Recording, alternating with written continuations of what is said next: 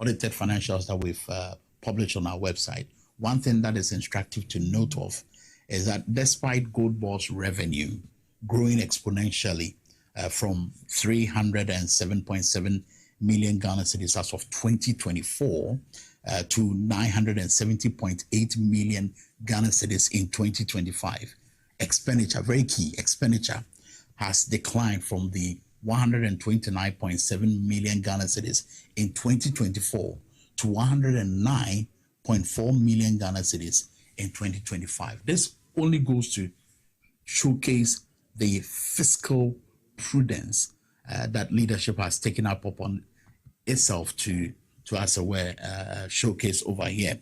Now, the reduction, that reduction in expenditure was in spite of substantial expansion of the staff strength, and also the expanded mandate of the Gold Board as compared to the defunct PMMC.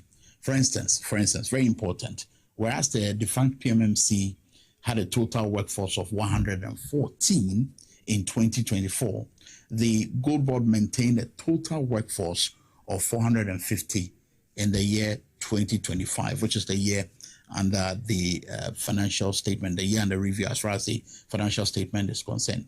But yet, we managed to keep expenditure at relatively lower levels through what I've already stated, or what my CEO will call fiscal prudence.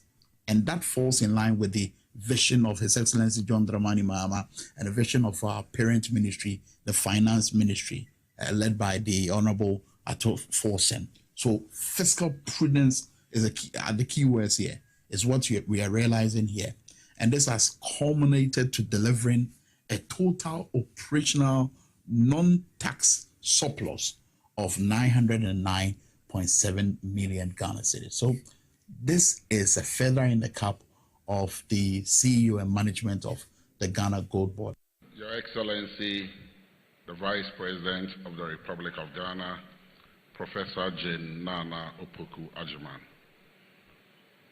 Senior Vice Presidential Advisor, Honorable Dr. Samuel Ofosu-Ampofo, the Vice Chancellor of the University of Professional Studies, Professor John Mauto, and members of your distinguished faculty, the Chief of Staff, Office of the Vice President, Honorable Alex Igbefia, the Chief Executive Officer of the National Entrepreneurship and Innovation Program, my brother Eric Eje, the Board Chair and members of the Board of NEIP, Professor George Odro, representing the Minister of Education, heads of government agencies who are here, the President of NUCS and your executive body, development partners, private sector leaders who have graced today's occasion, student leaders from our various SRCs who are here to support the launch of SEED, members of the media, ladies and gentlemen. Good morning once again. It is both an honor and privilege to join you today at the University of Professional Studies, Accra, for the official launch of the Student Entrepreneurship and Enterprise Development Program, which has an acronym as SEED. Today is not just about launching a program. Today is about planting a future for our students and alumni of our various students' bodies. Your Excellency, we are deeply grateful for your presence and your unwavering commitment to youth development and education in Ghana. Your leadership continues to inspire a generation to aim higher and achieve more. And we don't take your commitment to youth development for granted. When Eric spoke, he made reference to the number of times we've called upon you, sometimes at very short notice. There are mornings I call you and you say, okay, I'll come. We don't take it for granted. It shows how committed you are to youth development. Distinguished ladies, I know a lot have been said about why we are here, but I'll reiterate why today is extremely important. SEED is a direct offspring of Ejumera, And Ejumera is His Excellency's flagship program to support young entrepreneurs. Ejumera is one of those programs that has been run non-partisan, and I've always insisted that for us to succeed as a country, we need to take away partisan politics from some key government initiatives. Just last week, I saw a newspaper publication that suggested that the Ejumera grants that we are giving out is political. When we inaugurated the grants committee in my office, there was no politician on the grants committee. It had members from academia, private sector, and our various banks to lead it. And I remember my instructions to the CEO and his deputy that stay off the grants committee. Let's give the monies to the businesses that can scale, because poverty doesn't know any political color. And when opportunities and jobs are created, it goes a long way to serve the good people of this country. And I believe strongly SEED will follow in that same format and direction. This program, SEED, which we are here to launch, like I said, is under the Ejumera initiative, and it is being led and implemented by the National Entrepreneurship and Innovation Program. It's designed to ensure that no workable student idea dies at the ideation or concept stage. Too many young people graduate with knowledge, but without a pathway. Too many brilliant ideas are still in notebooks, never becoming businesses. And when Professor Mauto spoke, he emphasized that, and that UPSA have decided to change that narrative. When His Excellency appointed me as the Minister for Youth Development, one of the tours we embarked on was to visit the various university hubs. I got the opportunity of interacting with the University of Ghana hub.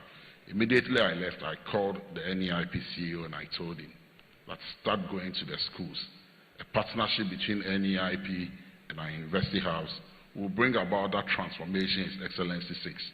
And I want to report to Your Excellency the Vice President that Eric and his team has done the needful. And so, as part of the Ejumera program, almost all our tertiary institutions that have hubs are parts of the program and are doing amazingly well. Through SEED, we are introducing a structured end-to-end ecosystem that will equip students with practical, real-world entrepreneurship skills, provide mentorship from industry leaders, alumni, and innovation hubs, support business registration, financial inclusion, and compliance, connect young entrepreneurs to funding and investment opportunities, and most importantly, guide them from idea, incubation, acceleration, and sustainability. Ladies and gentlemen, this is not theory. This is action. Already under the Ejumera program, over 10,000 young people have undergone structured training. 124 innovation hubs across the country are actively supporting youth enterprise. Thousands of young people are transitioning from job seekers to job creators. And about a month ago, His Excellency President John Dramani Mahama himself in Sunyani presented the first grant of 100,000 Ghana cedis to a Ghanaian business person. And I know that a lot of young people who shared the ideas pitched at the various grants committee meetings have started receiving their funding through their bank accounts. And SEED is going to follow a similar format. SEED builds on this momentum from Ejumera, but takes it directly into our tertiary institutions where innovation is born. Ejumera is broad, every Ghanaian, irrespective of where you find yourself, but SEED is purposely targeted at students. But beyond the numbers, this program is about changing mindsets. One of the biggest problems we have as a country is mindsets. And a recent survey by the Ministry for Youth Development and Empowerment gave us some scary statistics.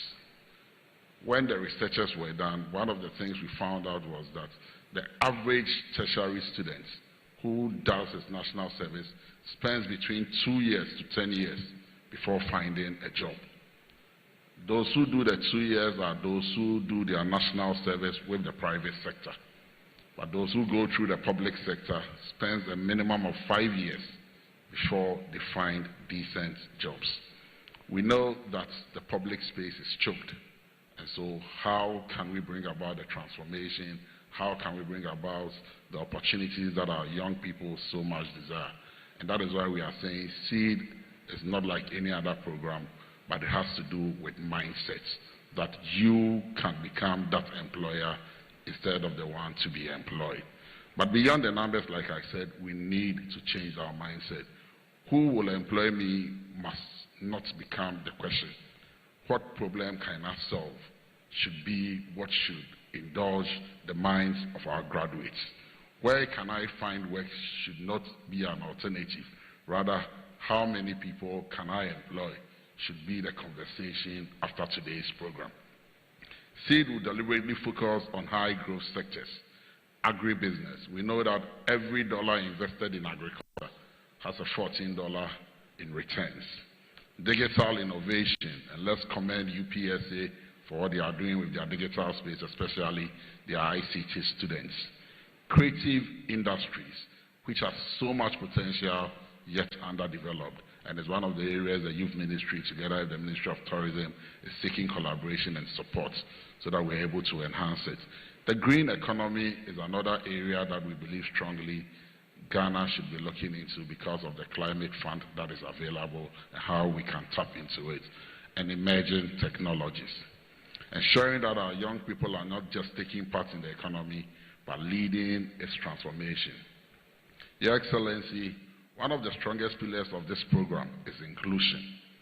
We are making deliberate efforts that young women entrepreneurs are empowered. And I believe the video you saw, a lot of the people who spoke were women. And I also want to tell you that it's only at the Youth Ministry that under our agencies, you will find a lot of female CEOs, either as CEOs or deputy CEOs. We believe that when you empower a young woman, it brings about the transformation we seek. We're also looking at people with disability. And as part of our Ejumera program and the conditions that His Excellency set out for us, people living with disability are given a special quota. Women are also supposed to be more than 50% of all the programs we are running at the ministry. And we don't want to leave any young Ghanaian with potential behind. So irrespective of where you come from, which region you find yourself in, once you belong to a tertiary institution or you are exiting, that is why the National Service Authority is in collaboration with NIP on this program, so that everybody is given that opportunity. Implementation will be collaborative and results-driven. Government will provide policy leadership. NIP will drive execution. Our investees will serve as the innovation grounds. The private sector will provide mentorship and market linkages. And student leadership, including NUCs and our various SRCs, will drive the mobilization. This is not a government program alone. This is a national movement that we believe strongly will bring that transformation we all seek. To our students here today and across Ghana, this program is for you. Do not sit on your ideas. Do not wait for the perfect conditions. When the lady from the Ashanti Radio, Lady Josephine, when she spoke, she made it very clear that if you sit on your ideas and you are waiting for the perfect time, no time is ever perfect. Take that initiative and we will be here to support you. And also do not underestimate your potential. Unicorn companies have been built from the classrooms, some from other people's garages. And there are many other stories that motivate us. Start, build, learn, and grow. The government of Ghana, under the able leadership of His Excellency President John Dramani Mahama, is creating that platform. But it is your courage, your creativity, and your resilience that will decide your success. Ladies and gentlemen, at the Ministry of Youth Development and Empowerment, our vision is clear. We are building a Ghana where young people are not defined by unemployment statistics, but by innovation, enterprise, and impact. A Ghana where graduates do not only carry certificates, but also carry business solutions and opportunities. The launch of SEED, therefore, is not the end. It is the beginning of a new chapter in empowerment of Ghana. And if you take a critical look at the NDC's manifesto, we promise that we'll set up a youth development entrepreneurship fund. I'm happy to announce that next year we'll be launching that fund. But it is going to be a co-creating fund, which is going to support youth entrepreneurship. We are bringing about a chapter in our history where young people will take the lead, a chapter where ideas grow, businesses thrive, and young people lead. I invite all stakeholders, development partners, the private sector, people in academia, and Your Excellency, let me take this opportunity to commend our investors. They've been phenomenal in our drive to build the next generation of entrepreneurs. And civil society, I cannot speak without mentioning the British Council, Nidodo and his team, and how supportive they have been to many of the initiatives the Youth Ministry is undertaking. And ask those who have not joined yet to join us in scaling up this initiative and sustaining its impact, especially our donor partners. We've invested in roads, we've invested in hospitals. It is time to invest in our human capital, because that is what will drive the innovation and transformation that we seek as a country. Together, we can unlock the full potential of Ghana's youth and build a more inclusive and innovative nation. Thank you very much, and God bless our students, God bless NEIP, God bless Your Excellency, the Vice President of the Republic of Ghana, Prof. Nana Jane, and His Excellency President John Dramani Mahama for your vision and inspirations that you continuously provide to young people. Thank you, and God be with us all.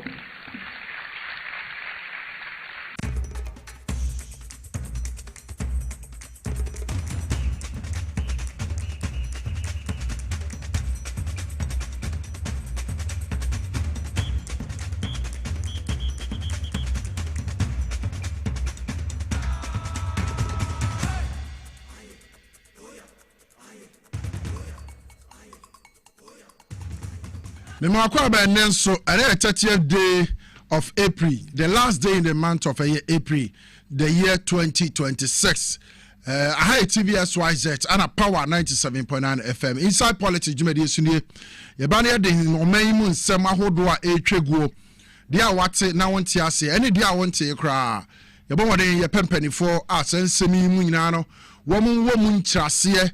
Esenefata wonso eto trimu a abribiano ubetimi ate sede e womanmu no eko ase ede afa ti affiliate stations bebre atopete eye Ghana ha womo a efa no wo eye information centers womo a womo fa no radio so nyina no ye mo bibiara kwaba TBS YZ suni Power 97.9 FM suni.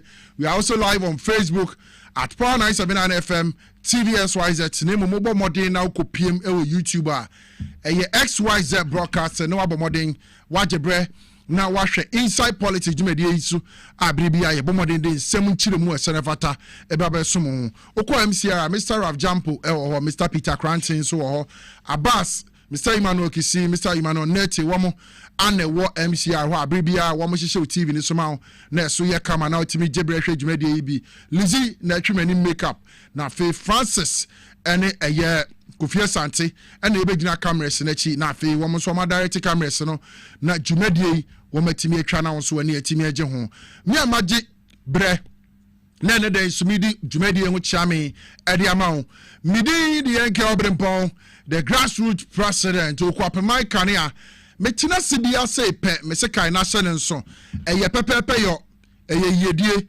eye kwan pa wo man Ghana betimi afa so na wafa ne ntema pa bidie fra se de be ya menu mienu aya yetemamufo na bibia no ye betimi anya esomfa so a ese na efata nyankopon hira mempreda se wajebre se ye ni dwumade mum fi sabre enkopem se 6 pm ebebo enenso nsem bebre ane wa ha Excellency the President John Dramani Mahama wabomode timi ede nani akirem akọ VRA oni Greeko VRA for akọ kakasa womo ewo akosomo na ehọ no ne yenya yenyinam kane adodo na afi no na sen oyena esi wo ho na within a week ekwan a the energy ministry minister honorable John Abdullahi Jinapo afa so na empanifo atimi agina so na sabre de omgusu yensiesie se de beye na light ya eba na ekono ni nyina atimi betimi atwa na Ghana fo atimi nyankane ade ade omjuma de oye barbering shop benya bi de oye ne hairdressing eye adwuma salon obenya bi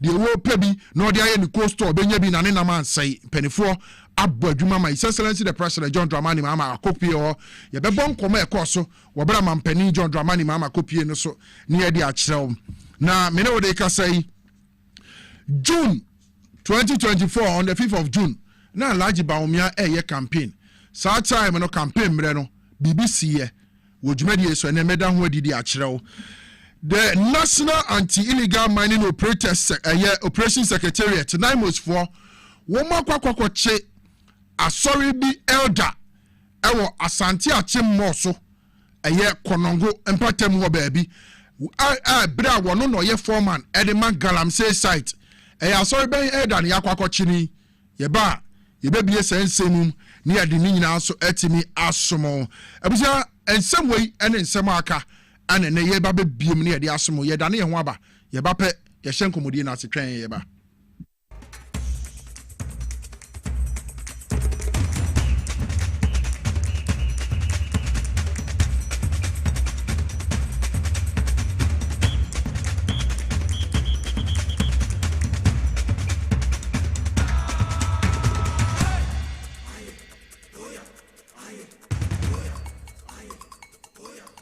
Mesamo akwa babio edeba TVXYZ and afi Power 97.9 FM. Uko Facebook wa ho at Power 97.9 FM TVXYZ na wajibre na Inside Politics jumedi ekoso no watimi ahwe bi uko piem o YouTube a XYZ broadcasting e won so ye twegu jibre adwenkyire bia wo de beto ho no wo mrepem ye bejibre na yakenkan sa ensem a wo de ba beto ho no nyina so edi ama midi de enke Obrempong medase se won so wajibre se ebedi jumedi edi abomo kopem 6 p.m. ebebo ene yensem ahodo e wa ha ane ye be hyase na afi ye bie so di akyerew His Excellency the President of the Republic John Dramani Mahama wakopiemu akosomo dam eye grid. And it's not surprising because VRA has been one of the best organized state-owned enterprises, so I'm not surprised that you have the kind of quality of human resource to be able to ameliorate what happened.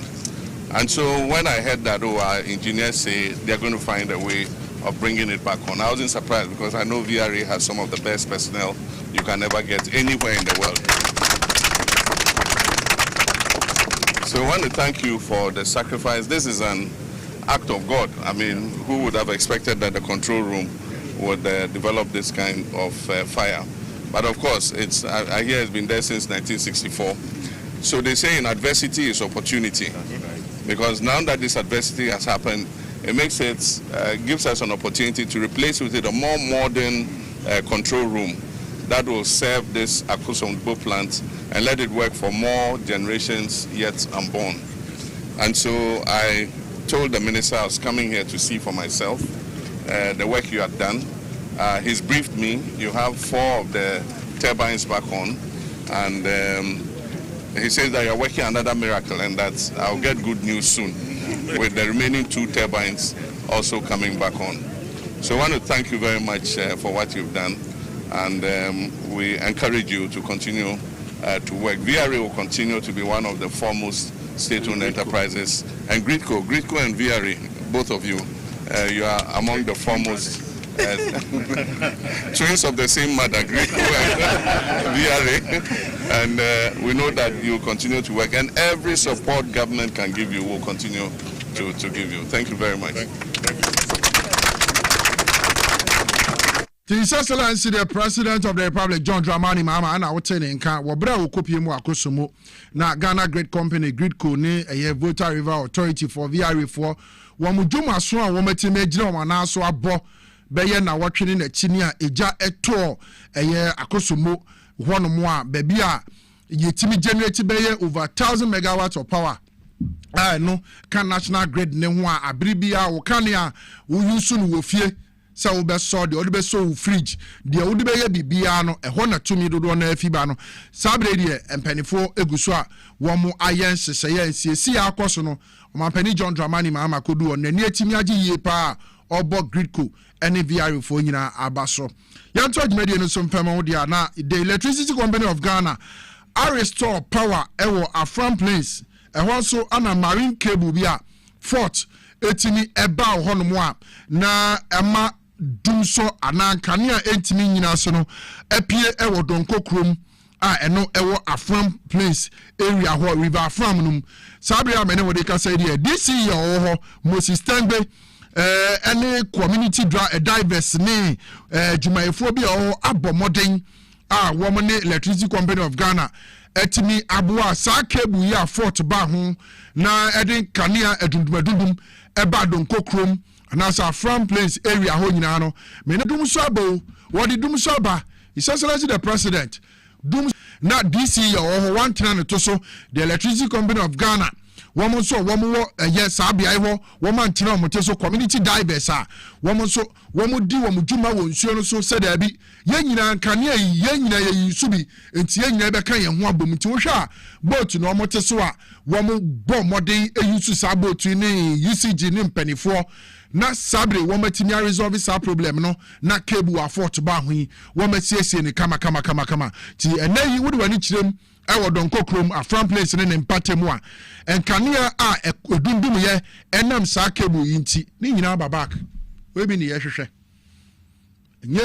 enye unnecessary politics yankwankwo share political lens ye fa mesre yempe social media bloggers wo bi anko kadum so ho asem wo brekwam solution bia ni wa mutimi de ba muni solution abusha to adwumadi no so mfema wo e wa hanom na opposition MPP na senya kanea ejato akosomum na abai enso ye said abi transformers a ewo kromu an ebi ache ebi abre ebi wo ho a area no yede koye no kra na nipa kuma bi na ho etina pressure di transformer no so but ene ya me na we dey say area na develop enyini nipa dodo na ba besisi wo mo dan ho wo mo nyina so ewo this one transformer so tiabiri bia wo behwa area ho ensuo nya peti emuna pe na transformer ne call off na trepe wo say na ensuo peti kekei an abre load e wo so no doso enti ndc aban eba no se da bi wo bebo modern na wasesa transformers biara ai wa ha se beye na obenya stable power dia yo coastal wo dia yo saloon wo dia ye pub dwumadie bia wo hia kanea dia di abiri bia na timi agina so dia man wo no na wo mo sesa na fei opposition ababeti asim na senya mo press conference omo ye ana dumso senya ba Omampani John Dramani Mahama ba wo de dumso na ba na de ya me ne wo de ka sei ye betwa yani akwa 2024 the month of June wo bra na Alhaji Mahmoud Baumia no ye flag bearer de ma MPP amanyoko no wo gina simpie so no kasa eye ne campaign de esi wo ho ye hwe video ne mra ye ba ye beto aso ama. Now what is going to happen is that we have now covered the base. From the 17th of this month, we are going to start going around to the schools and issue Ghana card ID numbers.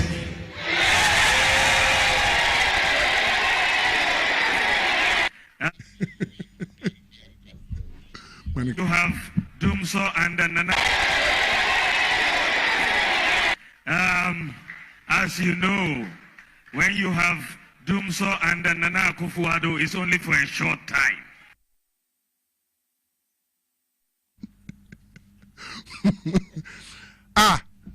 Alhaji Baumia, Nana time, Nana Dumso ho. Anu na Ghana for bisa video we pie.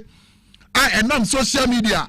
Baumia ka say, oh, Nana do mera so kra de, say Dumso ba enche. Enti dia na na esie sa brende na esie MPP for Dennis Miracles Abuajemo Honorable Samuel Kumia me MP Krapem not eye constituency ma bon di ya me fa we ntwem Honorable babia Samuel Kuwo bi anka nkire no Samuel enka Obrempong me pena sam kura dodo me dono dodo meni okwapemai kanea ade bia ebesi wo okwapemai mu enka Obrempong meni kanea me hwese ebeboa ebeye yi a complaints amenya ewo kwapemam akrapem not constituency baby honorable Samia Uku eye member of parliament wo ho eye once a month we be market ofie market ewo amonokrom akrapem na ekwanya market we esan say eye school dan ho an wo de bia sa market no nti obi ade na de ba no de abebesu no abeton no okọ trafficker etimi create every last Saturday of the month. Trafficker etimi create one monochrome honorable mesrel dano me who post on Facebook me who say MPP for no be attack me onye NDC ni ntia me and Obrempong I don't do blind politics me nkatamani if you say me abranti ade ye me fe ana me peyedie edi ama me constituent eye akrapem not me peyedie di ama Ghana enti wo bi biara wo ya de pa no me bona ba so eye me deso ofie market honorable eye Samia Ukudiaba nemom yanhwe the other side of it traffic etimi create ebi wa ofikofo di aba ansa na obedu magis kura no na traffic we asase wo ekunum ufie kropon ba up to eye latte Johnson na traffic jinam enam ofie market nti ye ni ba bi fufuo bi a ebetimi aye no masem wa mi bi sano no ofie market no honorable Samia Uku me MP no ye ni ba bi a ebetimi aye ofie market no said e be ya sa traffic na no de dendin wa monochrome akuapem no last Saturday of every month esie no ebetimi free one. I don't hate that initiative. Me ya manum me maamenom me nafofonom womu nyina anya djuma ye edu sa time no a womu to bibi de ko grofoto manage sikaba omubotom. But honorable the unnecessary traffic of your market create or monochrome akuapem no ano den and yemu bia yete sansem yase ye beka kire this is not politics. I love you. I love your personality.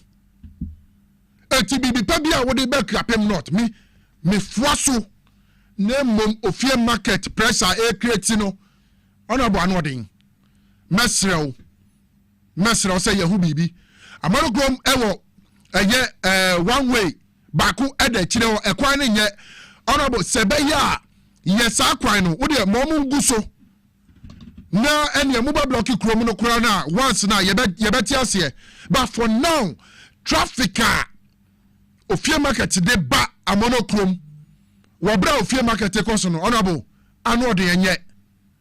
I am not against your initiative and I will never be. Why you kwapem not okwapemai mu me na me okwapemai kanea adepa bia enke Obrempong me pese ba me kuro mu okwapemai mu enti masrew fakwa dwindwin na kwan ya obetimi afa so na ofie market no se be relocate na fi akoba bi foforo ana se be won so a ye betimi aye kwan na eda kire ho no ye be ye ni yie abie mu kakra se de be ya ye betimi afa ho na traffic amma ho bebiri me da se yanto ye nkomo no so Alaji Baumia Ghana for bisa MPP for omu bisa mo say akufo do mre na dum so ho ana enye dum sie na dum so ho me say ade bia wo ya na wahwe ni yie eti MPP for a wo mo di camera sisi o social media no mo siri dum so no wo mo ngochi o mo Fabera Alhaji Mahmood Baumia on the 5th of June 2024 wo bra na wo ye campaign o si under Akufo de dum so bakura enche eti wo admit say na dum so ho in February 2024 asante ire otukoko so na na otumfo say tu na me body ka asema wiei wo be ka che Ghana fo nyina say ni electrical appliances ni nyina say 2024 na mahama nete so 2024 yenko adum yenko ketia yenko sabia yini nyina eba ne sai ana krofo to generators ana omu yusu awo adum ketia ne kumase eba ne sai yenya politics no yenya kwanya yede o man ne faso no yakura yenko ka se nye efise ya ban eni so eti adie bia ye beye na aban we hu beye tan na Ghana fo be dwano na won to obama no yenko twanto yentum futu mu nkrofo ni atwamo ene 1820 politics ene bre mesisi wo be twanto a wo be do TikTok no na abemua na abayo akitikiti bi wa fa wonto na otwa na ode asi ya na no kura na wo se Ghana fo hu na ode ato ha na obo jagum ntiam people for monto mo boase. The biggest opposition party of my Ghana, what we need you people to do is to be well organized. Get your party together. Give good criticisms to this government. But Samuel is say more than tro, more than Samuel enim, more samba be ya by we wufi, yam penene watchina ka wenti munyai. If it's a bribi amu be twatro, yeba be kan credit atremo. Under Napo, ano ye energy minister. Time of doom so by MPP for friend doom CSA. Ghana for be say energy minister. Ode my timetable. My reshuffle no, my timetable no. Now for you who said that say you better me light. Now push Ghana for any minute and say one more reshuffle timetable no. One more munyo madi emra. And anything can say you. Honorable John Abdullah Jinapo, the Minister for Energy and Green Transition. What's it there? What Jinako Somo 247. What say? What mobile fix it was say ya Akoso Wakosomo, said the Beya Ghana ni wonder sumo. This is not politics. Yanshani and your money ye. And yet the beer near day and two beya politics at Juma. Yan you know mine ho kakra wate. Me no know before. Mama yan you know mine ho. Baumia na eka se sia se na nado de dum so wo kura no a enche na aba no se sia madi atum se na dum so wo MPP mu ana kania na dum madi atum Ghana ni bia wotena ada na dan kwakufu ado ase from 2017 up to 2025 mon kan kire me say man hu dum so wo weri ada na de bibia politics adan yes say yangusun say wo man no yangusun kantro yangusun tufutro yesu yamu bi wo ho a ne yede ye ne ahunu ene wo man we mu aye ni ba bi akọ me kan no mate ase se ye ba abere bia ye be da no kwa na didi a kire Ghana fo Ghanaians will have to decide yambo no man we nye yie ne ye yie a ye nyina ne yetim me twa jumedi so de ama wa TDSYZ and I feel power 97.9 FM abusi anu da ya Anna, the National Anti-Illegal Mining Operations Secretariat, NIMOS, you can't take your friend, Echo PMO, Asante Achimoso, Konongo, and then Impatamuho. And one of Muko Papa Bia or ye elder, Adema, the Pentecost Church of Ghana. Papa no, needing the elder David Bobier Peter. Elder David Bobier Peter. And you Peter Bakonso. Ewo MCR ono so ye elder enti elder David Bobie Peter and wada screen so no now the National Anti-Illegal Mining Operations Secretariat NIMOS for akwa chi papa ya o ye elder de ma Pentecost sorry kase no a wono no ye foreman adema galamsey site ya wuhu ya woma tumwa na ensuo time a woma sense asene forest the papa na you know hank of goodness aro na say ya obeka ya the chairman of the Pentecost Church Dr. Eric Kwabena Nyameche Ereka say galamsey ensuo nti the Church of Pentecost bia ya hudo bebire wo wa wo mutimi mwasu if say wo mo dwene wo ma sore ma no wo ma pomuden ho na wodi ni ti kwakwacha galamsey ensuo mu ede na beko ni mu ede na beko ni huri mu eti elder David Bobie Peter elder edema eye Pentecost asori a ewo konongo wono no ye oda galamsey na no ewo site ya NIMOS fo akwakwachi ni time Dr. Eric Kwabena Nyameche ebeka saye na Dr. Mary Wusi CEO edema Ghana Free Zones ebe yi na no Ghana jibum the Church of Pentecost jesa kasa we de ye kasa ntwie kasa we de nya kasa pa enti Dr. Mary Wusi brabe pa chew Dr. Tuanamon wo de chew pa baye se na no di sem o de tu dwa no sanko ni ye amfa ma Dr. Eric Nyamecha wo sere wo twesan and the Church of Pentecost mu elder wo konongo wono an wo ye foreman edema galamsey no a aya Dr. Eric Nyameche ebeka kire se enu nti muntimi emwasu no wonu no gina hono mo fa to no so mame onie elder why ni nyina galamse wo na hunu nsuo no ana osofu pani nya ba bi obebo asu wono gina hono elder David Bobie Peter Pentecost Church e wokonongo e hono ye elder ho eti the Church of Pentecost dia na mobile waka take Ghana for sesia yetiemu yahwamu.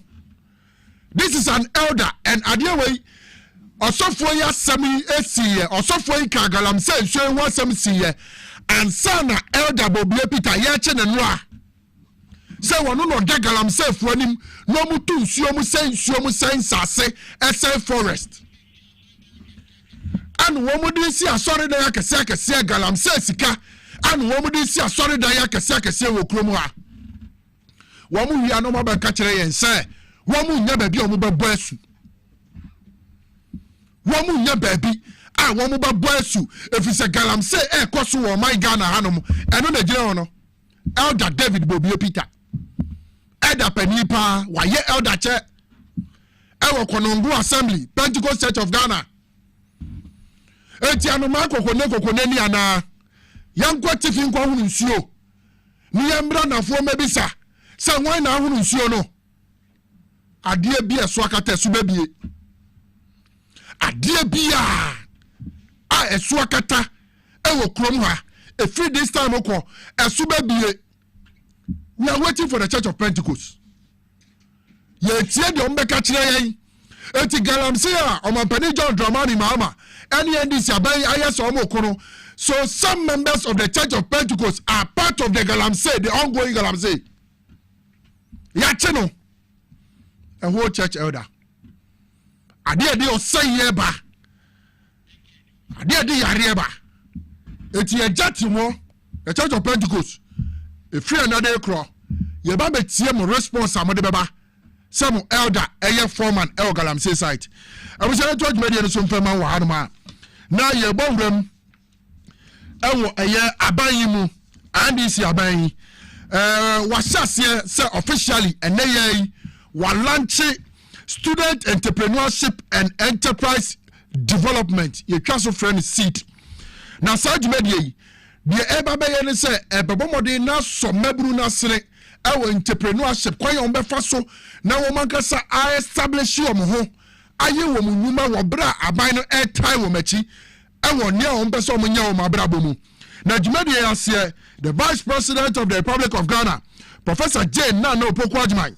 ekopie hobi Honorable George Opariado Minister for Youth Development and Empowerment ekopie hobi na jumadia esi Honorable Erika J one na CEO adema the National Entrepreneurship and Innovation Program NEP one ana edi anim na seed jumadia Student Entrepreneurship and Enterprise Development one mode ba na ba so mabunu asere no mabo mabunu no matimi agina o na so ewo business kwan so kwan ya o so mbefa so aye adwuma enye sikagu omubotom na ehun fa so no kretimi aka o man Ghana yenkohwe Professor Jane Nana Opoku-Agyeman wo bra wo ko jumadi ase ko di anim na omo launch seed jumadi ye hweba e beto jumadi no so.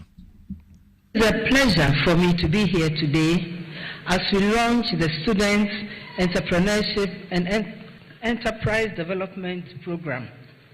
This event shows what Ghana can achieve by deliberately nurturing youth who will seek opportunities and also create for themselves and for others.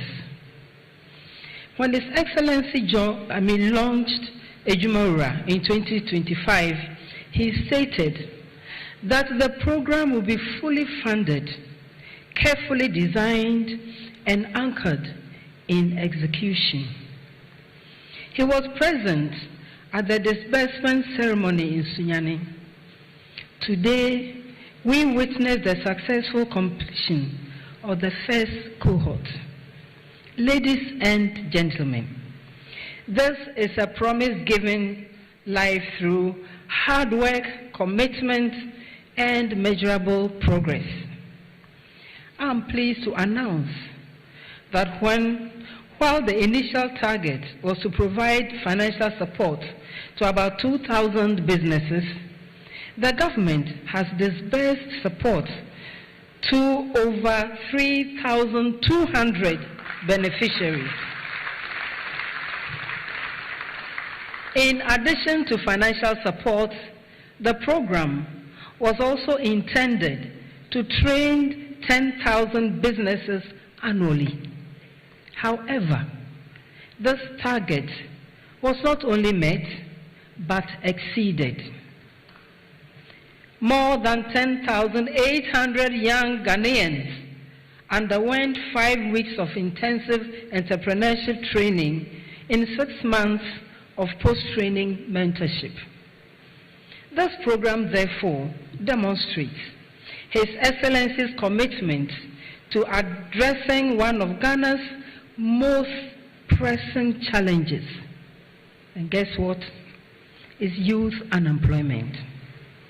Distinguished guests, we must also recognize the innovation hubs that help the beneficiaries to register their businesses, as well as the Minister for Youth Development and Entrepreneurship and the Chief Executive Officer of the NEIP, all of you and your staff for your hard work. We are very, very grateful. We have all learned by now that opportunity is not only found in employment, but also in the ability to create same. Let our students remember that Ghana needs more job creators, innovators, and bold risk-taking thinkers. See it as an opportunity that I encourage all of you to take very, very seriously.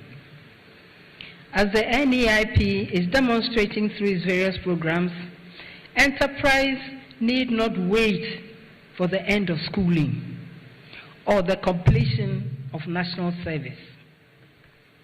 It does not necessarily begin when we are fully resourced.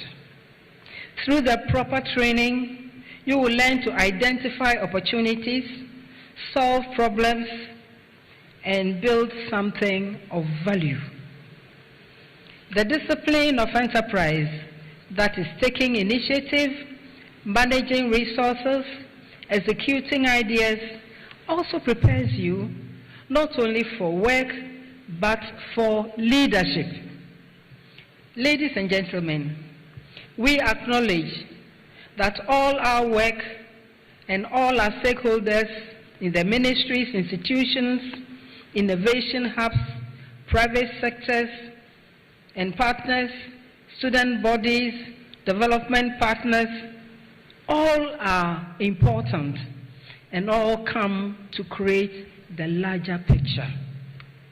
Your collaboration is what takes initiatives like this one as far as we know they can go. I suggest that we all work together to nurture ideas, build businesses, and shape a more prosperous Ghana. And on this note, it is my singular honor to launch the Student Entrepreneurship and Enterprise Development Program.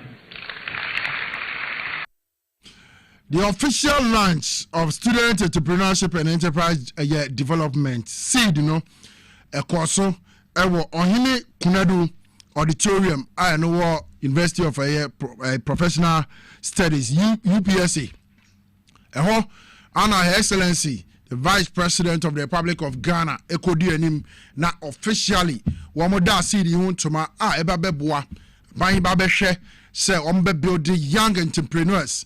Na wamotimi ewura system num aye nyuma timi aboa na economy no akoso na agina na so eti abayi ni nyuma awodo a woye na watimi di aboa mabunu a wɔn so wɔn awie school na wɔn pɛ baabi na wɔn ayɛ wɔn pɛ adwuma pɛ bi na wɔn ayɛ kwan a bɛn yi fa so na wɔtumi aboa wɔn ana wɔn akɔpa ho ntoma efi saa abere yi kɔ deɛ saa mmoa no bɛhyɛ aseɛ ne nhyehyɛ pa bɛhyɛ aseɛ na atumi akɔ so na aboa mmɛbono wei yɛnto adwumadie no so mfɛ ma wɔ ha dano ya na His Excellency the President John Dramani Mahama ɔlanche the free primary health care a ɛno aba ebetumi ababɛboa na asosɔ nyarewa koraa no ansampo na yare na timi ayɛ kɛseɛ enti wumpɔtam ɛnkyɛ bia woba bɛhu ni abɛbɔ container kakra bi de asi hɔ enti wonam hɔ na biribi anya wo koraa na wopɛ sɛ wonyɛ check up a wowura mu a maame nurse asɛmiti yɛ me ya fa nneɛma no sisi me so woyɛ free yɛ nyɛ otaku yɛ nyɛ osempo a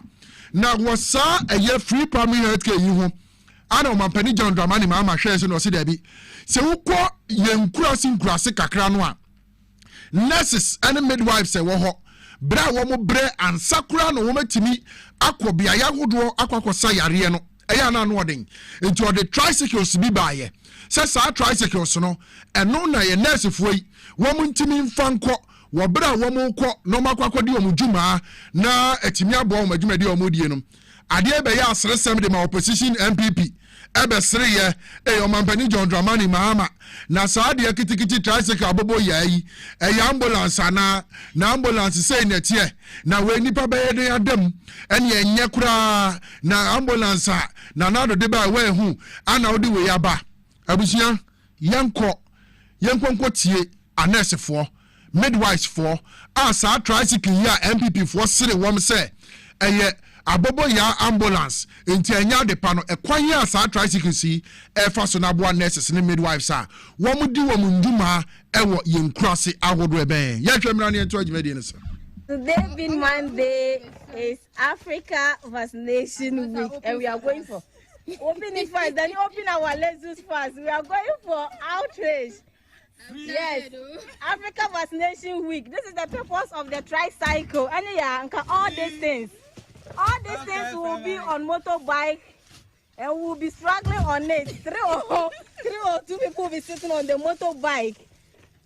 But now, thanks to the free healthcare tricycle, we are putting our things. I beg them, don't put it for me. We are arrange them well. Because by now, all these things, we will be carrying it to driver Aisha.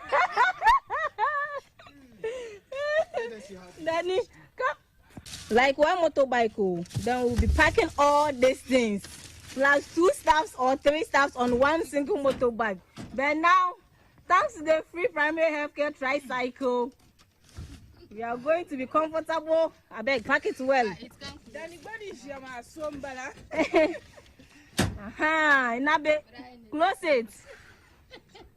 And Nabe, next I know, Chama inside, go inside. Aisha, be the driver. Aisha, yes, Nabe, sit. Let me also sit. Open for her. Open the driver. So we are currently. Let's go. Africa Vaccination Week. We are currently going to one of our communities to work. Let me see that I can see.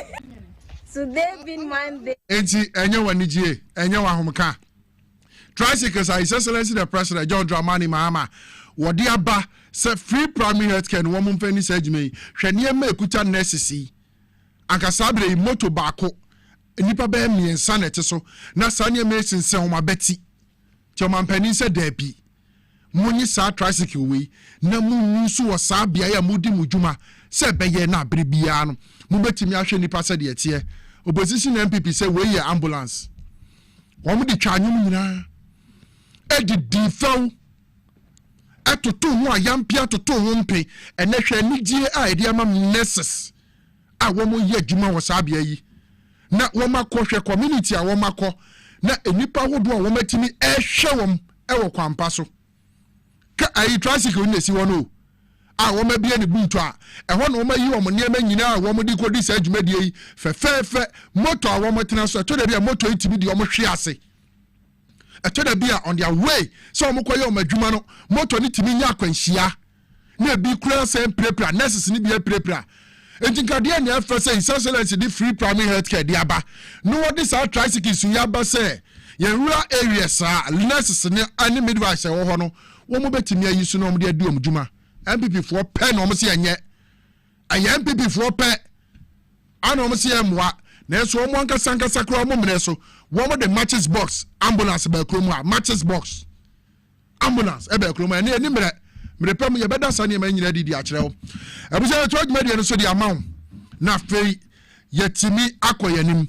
Na ne de ya me ne wo de ka sai de.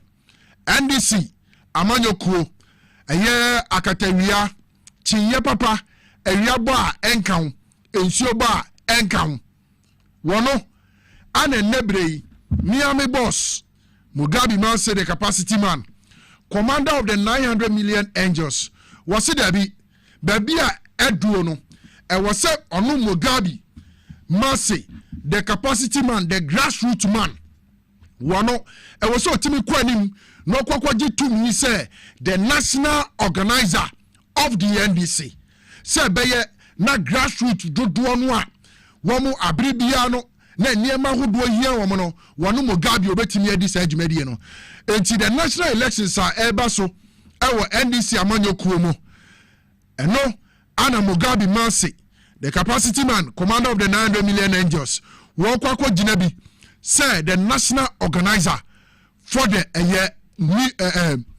NDC the National Democratic Congress ohwa watwere ho bibia beye fine enti osi wo fra grassroots ni nyina delegate to aba wo man Ghana ha nyina se ba ne se NDC amanyokuo no eyom national elections a sada ne dru so a mehwe benkum mehwe nifa the grassroots man the capacity man commander of the 900 million angels wo baba be G2 me no said the national organizer of the National Democratic Congress na fe grassroots what the ahoto a mo hwehwe ni da so ene bibi biara mo so party no mo saka wo ma mani betimi agye no ene de me boss Mugabe ma se wo se wo ba fa sa tumi ni ma no na nyade awo won sabesi from da nyade awo be ho da se wono Mugabe ma se wato abane de ama no boss yeta wachi 247 and officially o campaign manager enemy akasa NK Obrempong baby biara ye bedi wachi na se tumi yetimi ababeka onsa na grassroots ni awo mo hwehwe se abribia wo mo so mo benya mfaso Kevin Asante on the position here there chief driver ana Rav Jampo so be protocol officer wono ente Peter tese wo bia pick the position a ya dey tie Mugabe man say the capacity man na echi na nyame yadoma national elections ebeba wo NDC amanyokuo no mu no ni nsatimiaka the national organizer position say the baya party mu be there enti boss congratulations ya ni di wachi papa ye piaw kona kwaje say to me ne bra ye nim say obetimi aye because odwene grassroots no ho ekuta wa wuyi wo de ma grassroots na ni beje enu ntimi ye ba be piaw na the national organizer position e wo eye NDC amanyokuo no mu no won satimi aka abusaya to adwumade ne so mfama de ane ye bowra victory garlic mixture for aso ye ndura wo mo wo yarewa hodo a esa momodin na yi wasom na tie bi jebre se wonya te wo yare wo mu kim sorry na tu anamon ko bi eye dropa ebe boa na wapom ni asipia sita ye hwe mo bra ye be to aso enua victory garlic mixture na wati ni dinatiatia tin se na edro ni tie na no pasem ne se edro wi adwuma ye titru pa ne se ebeboa ananna ne srade ewo ni padua ni muntin mu ama ohu atowkra ye dika obabi wo ho a okomfikyire a ema edro ewu hia ye victory garlic mixture ebi kra ho bekwa ewie wo ansa na ba eye victory e na wu hia wunya victory no ma na busumi biara ubenya ofikyire akwa empa ho kra eno de akira obi wo ho a ne ti ne te dwa no obi wo ho ye adwuma kakra bia no abre na nakuma bone periperi ni nyina ye moja entimi mfa akoma nu nkwa adwen mu eno ne kofa sa ade ne ba odofo mesrewo so wo na wonsebu ta adwo ebia wonsa no sei ana wonamro mu na esi fom no kra ewo ana ayatufo se de edi fom ato mpaboa mu a eye victory na me kan fama Unum victory as I know my ever boss way now. Ebegay, the Ottawa and I do a winting in the win your victory. And from my uncle upon their my and say, me, what their own home here. Now what tears so oh bra, a victory and a bit in your bow. You will do also, or one and your machine. I will be a nan, a cobia and she. Who also na kuma bone peri ni na moja ni ntimi ni afusani ye wuri pepe no edura wunya ye victory garlic mixture de watwabra ya bia ya na se kokko bie ni nam no ye ne basa ye victory e na make am for wunya victory bi no a e be boa se doctor de watu aduro so sani a ubetimi anom victory na ka waduro wonna ne se waduro no na abenu ma meet e biasa no anu we so na abenu ma no anu victory no so echi media biasa wo ye ne sa bibia ba de kama ma so wo na se tata wo ye ja ho aduma mesraw ebra me kan fo ma wa ye victory garlic mixture mesraw ni pa ne bia dance ya pese ye fa wo ma dance ne tie na se wo so koto a benya sa dance kro no a ntwe mi page mi ntumi ni di mi yare so me ne ko be 12 years ni ma nu ndro mo jedru 5 minutes de trim matutu and I say na TV ntumi na me hwe ne mu say moton drobi as victory heba victory garlic mixture ne mi todru sa ba modru no asa modru no eye papa ntumi ni di o mi din sam no me didi afi me no se didi ya na afi insano afi me no ntumi ni di bi afi me di ma edrubo ne sa wi semi and so no ntumi didi and so me be mu sa afi de and so be do no ma ntumi didi bi afi hu de me nya no and ti edo no kan o TV so a na me kutu bu ni me no edo no anopa eni awiani anwure no ande no si afi nyampala me no abibi am ntumi didi me si afi na to ta me ko ya black masa modro no die edo ni ye na nyame hira mo ajime pa me problem ye menstrual pains nda ne kakra me so ti me nya me menses no boso me ma me bre pa me brankasa me tim to tondro no na ne se man ti se yesi ye bidro ha na makoto ba bia me we mi tim fa ka ekọ obi kru so ekoto bidro mi tim no bi chese na victory ni de in fact I don't know me die wo mu de me ko tobi me ti advert no TV so sada na me sorry anwunwe na me kotoye na dana me say ade yi to me padi mu no mo ja tropa yi to me padi mu ti me twa to me phone so kura say ha adwene a enka me de betum aka ho na mo ahwe te say so wa go ye ko ka se me bia me ya bo hye na me no maduro bi te say efi sada na yi sa mo ja tro no to me padi mu no me nye mezi no maduro emma me hu sa emuja se bi like say kwoti te say ni na flow kama ti victory tie mintimi enja ento ho te to de bia na mo ba abasha mo me so abasha na edo ne me di hu adanse obi si me de cholesterol sa de bone e na aba mi nipadua ma ba di atenase waduro ye victory garlic mixture se wunya victory ne no ma cholesterol ne se ne ne density bia no victory be yi ni nyina afi nipadua no odofo wo pedia to anama ne 024 25 45 633 024 25 45 633 and 020 129 3280 020 129 3280 a victory mkunimdie ne ade brem.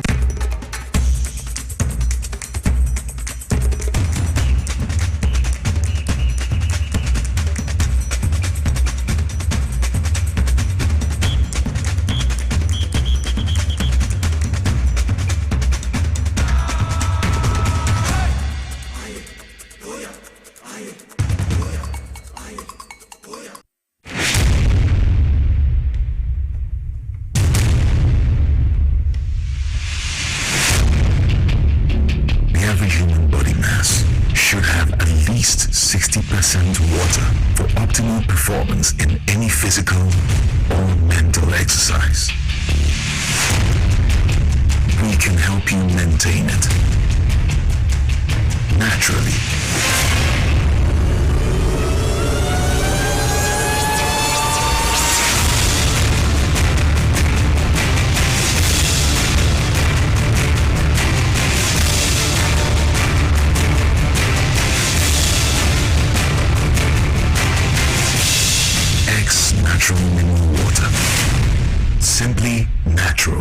bulk purchase, call 0596-273-546 or 0596-273-547. This advert is FDA approved.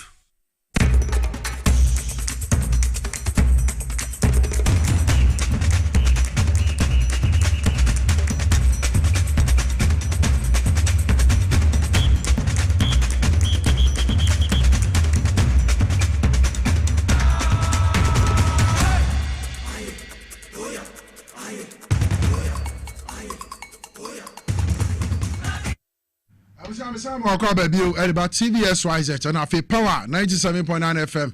Uko Facebook at Power 979 FM. TVXYZ. Name Muko pay YouTube dia. XYZ broadcasting na inside politics jumedi etwegu no. Wabo modern ajibre ahwebi. Now do agenchire ato ase wo merepem ye bekenkan e wo jumedi so dia ma. Medi dia ke Obrempong. Me na medi jumedi hu chiame ama onne. Me trema ma Mugabe Mase, the capacity man commander of the 900 million angels. Ye twa jumedi no so e dia ma dia na me ka wo se ensupa obetimi anom. Ensua ebema okuma ato yem. Ensua woni abusua nyina beche. Abere ni don bia. You are rest assured say wo no no emfa or how bia metre nemum eniani no biara e wo nsuom no won sabetimi akabi ex natural mineral water abusia woni abusia ni nyina ensu e wosem no no anopa wi anyumire abiribi e komodem wo ex natural mineral water enie ensu krojia emuda ho na ne bo nso da fom supa na ne bo nso da fom bomodin sa won sabetimi akabi dwumadie bia opese udi anipa hodo bebabi bomode na on sentimi ka ex natural mineral water na fa serve wase obi biara ni beje se o man ex natural mineral water se wanye no nom ukom mekom abenya bi ato ho minimat bi e ben wo ex natural mineral water enye na e bia na wo open biatu na de go shop maton frɛ number si on beje so ama obi atu aton na fe won so age ho fa so de go butom 059-627-3546 059-627-3546 and 059-627-3547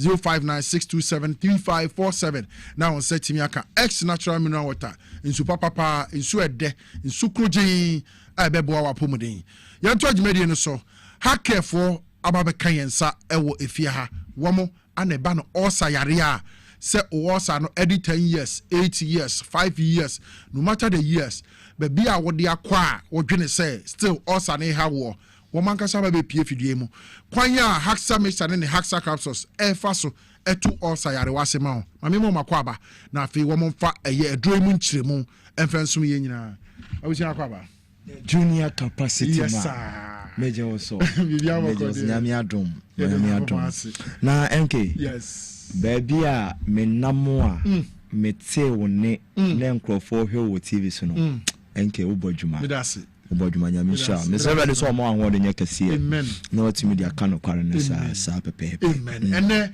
hack for haxa misani haxa capsules yeah enke dwumadi etimidi ebo nipa Ghana for hwe mo meda wase enke meda wase ma me fanchi ama eyabusuafo ma jimra omo ehweme na me pauchewo eye haxa mixture and capsules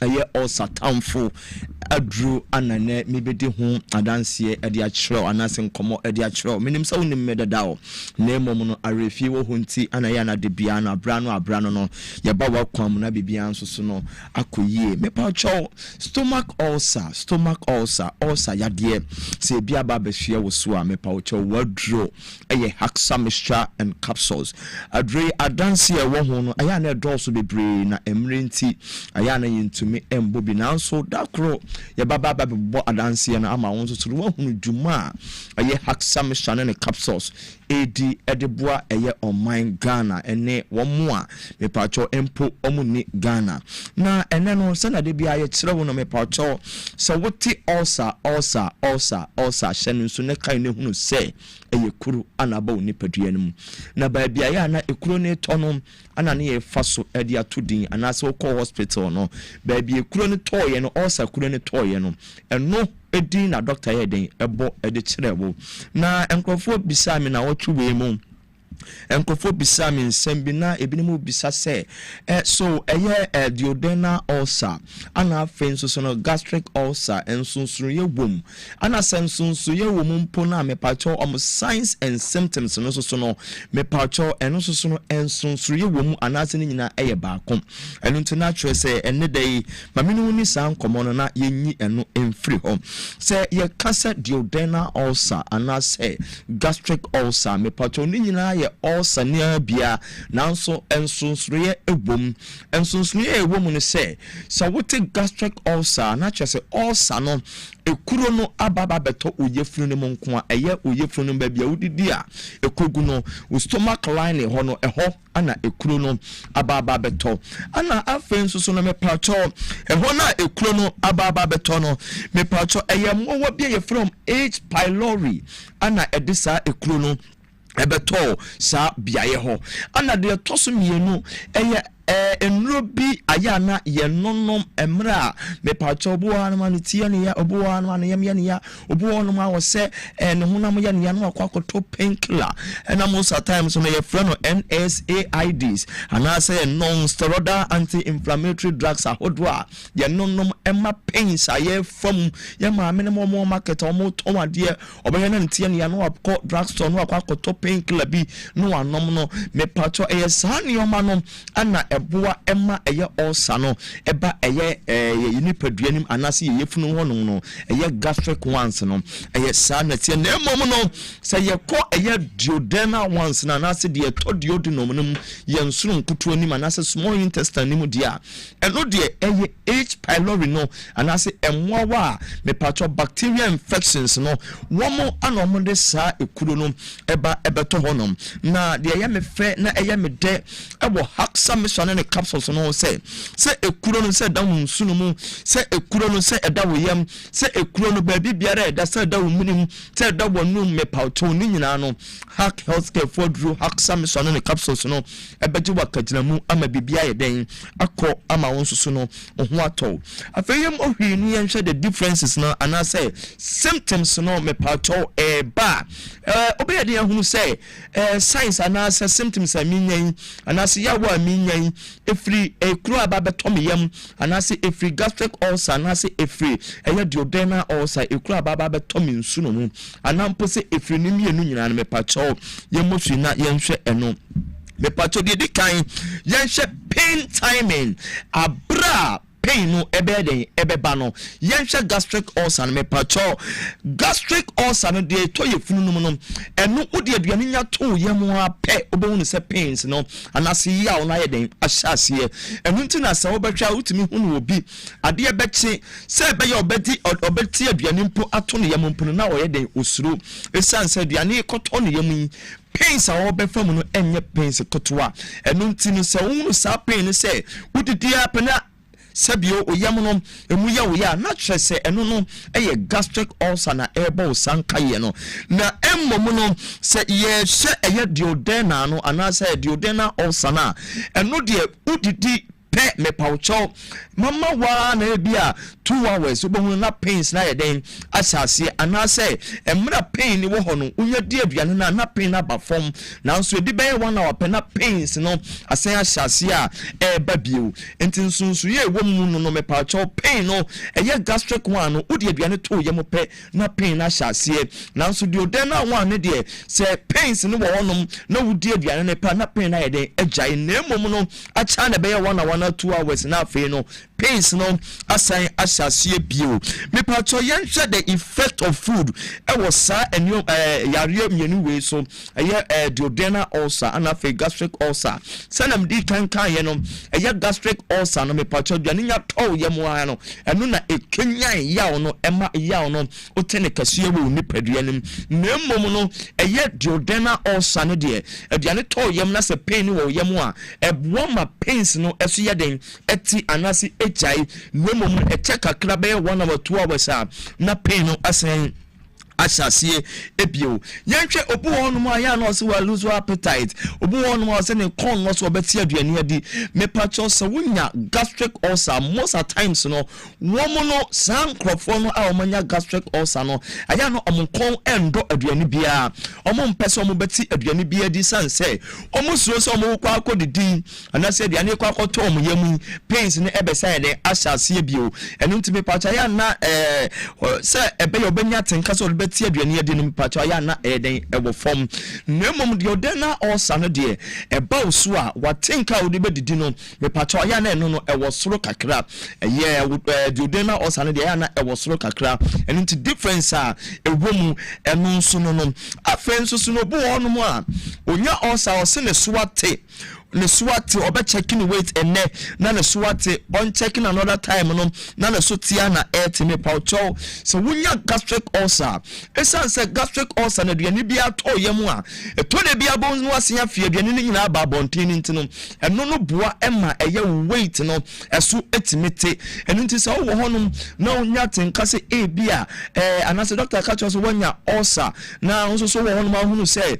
weight na so tia na etia hunu se bia na ulcer no aye gastric ones no eno anabanya nemum duodenal ulcer no de entai emma wo so entetetete rough of san nemum gastric one no de eno de ba sanse duane bia to yam na wo fie duane na ba bontin ntino entumi emma nuane ni ngina wo ho emma nuane ni mu ndupa no entimi nhise o ma wo nipa duane nyefe eno nti ana eya na mase bio weight no aye den eso ate no remum no mepa cho eye haxamisone and capsules de ebesa ohawe nyina e de ama wo aduane to yam a na wo yam eye wo ya wo aduane to yam a no wa fini nyina ba bontin obu won mo be fimpo no sebi na moja wom obu wo be jana nan no sebi na moja wom ni nyina no eye hack healthcare phone lu pay haxamisone and capsules no jiwa kajinamu ayi bibia e de free ho ama won so ho ato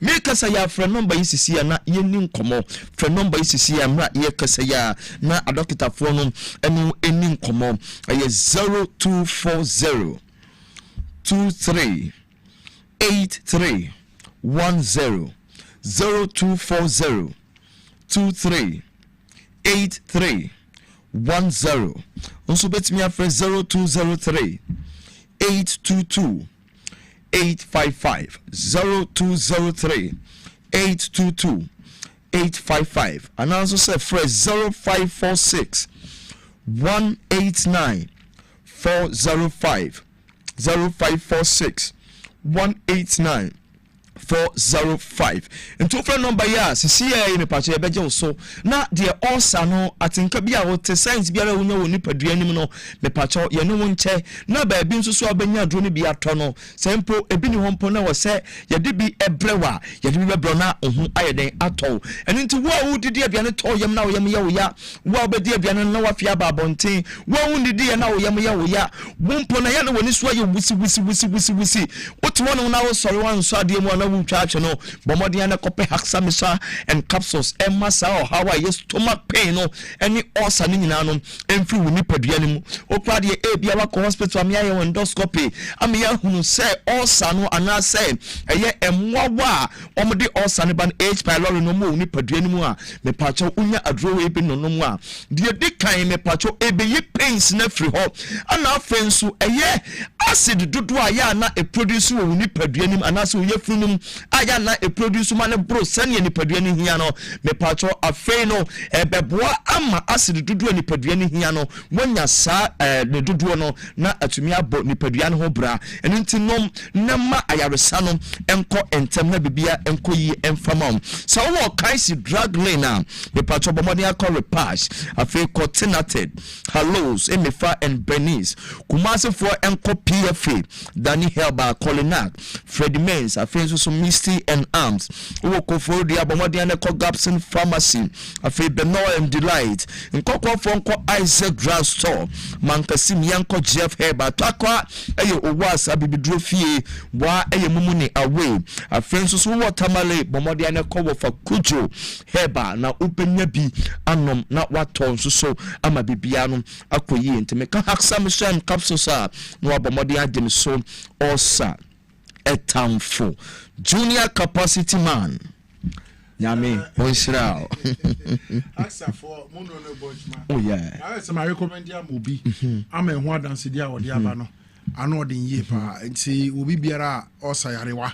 Tete, but more thing, Mount Sanka ask some is another capsule Sinibi.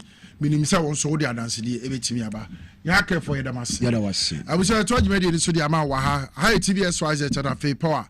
97.9 FM inside politics jumedi esunie ana yegusua yede esomo midi di enka Obrempong mi di jumedi hu cha media amount there na uko Facebook a messages ba ko mienu bi aba ho yen kan na fe yen koye nimo piaga o say Samigency friend Pablo okay piaga o pass am okay yen hwe we say Benji from in fancy Sevilla.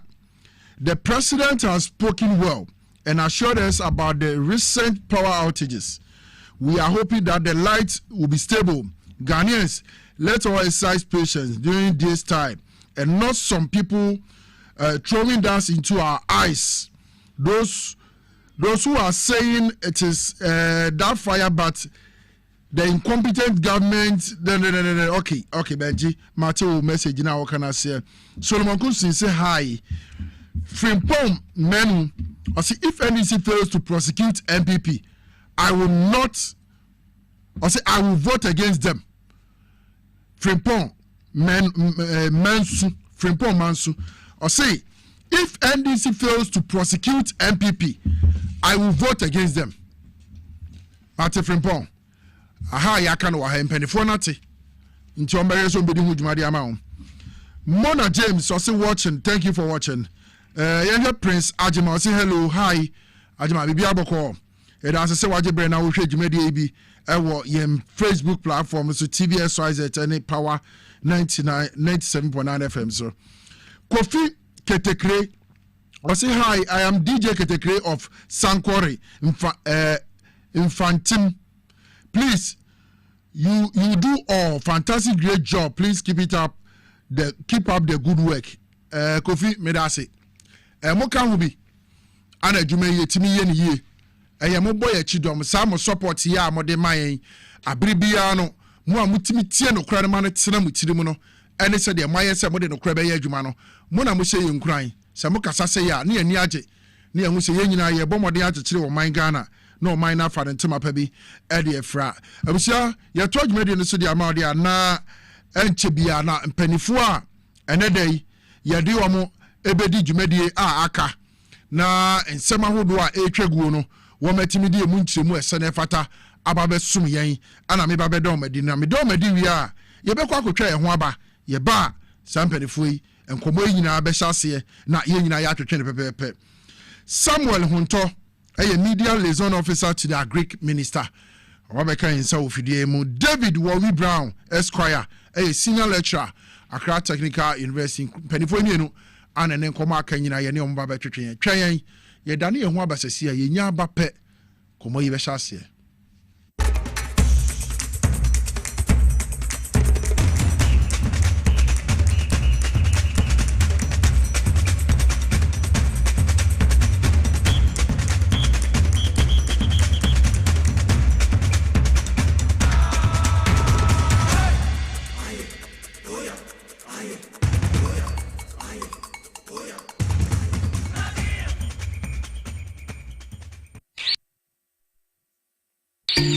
Now let me tell you about Safari Valley Eco Resort, the first of its kind in West Africa. Upon your arrival, you are introduced to your butler, who plans your itinerary. We were surrounded by wildlife from the moment we entered the eco park. So many activities, all in the same premises. Visit the gym or the stables, they have it all. At my break, I'm able to practice my putting. We also went fishing on a man-made canal. Our tour guides taught us so much about the wildlife and how to interact with them. They used only electric vehicles here. This creates a serene environment. I'm told it's over 1,000 acres. My cabin here sits on 2 acres with a large terrace space overlooking my private swimming pool. Now this is royalty. They have their own farms, thousands of fruit trees. I can also have my lunch here at the waterfall. quite a beautiful place you have here. Visit Safari Valley Eco Resort in Ghana, bringing you closer to nature.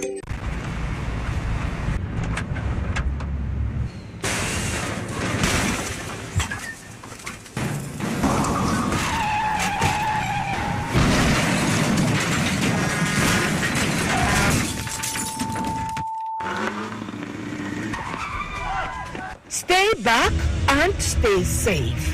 The National Petroleum Authority is cautioning the public to desist from scooping or fetching fuel from overturned fuel tankers at accident scenes. Again, do not get closer to the scene in an attempt to take videos or pictures. Inhaling the petroleum product is detrimental to your health. Worst of all, petroleum products are volatile and highly flammable, and a small spark can trigger a catastrophic explosion, causing deaths and loss of properties.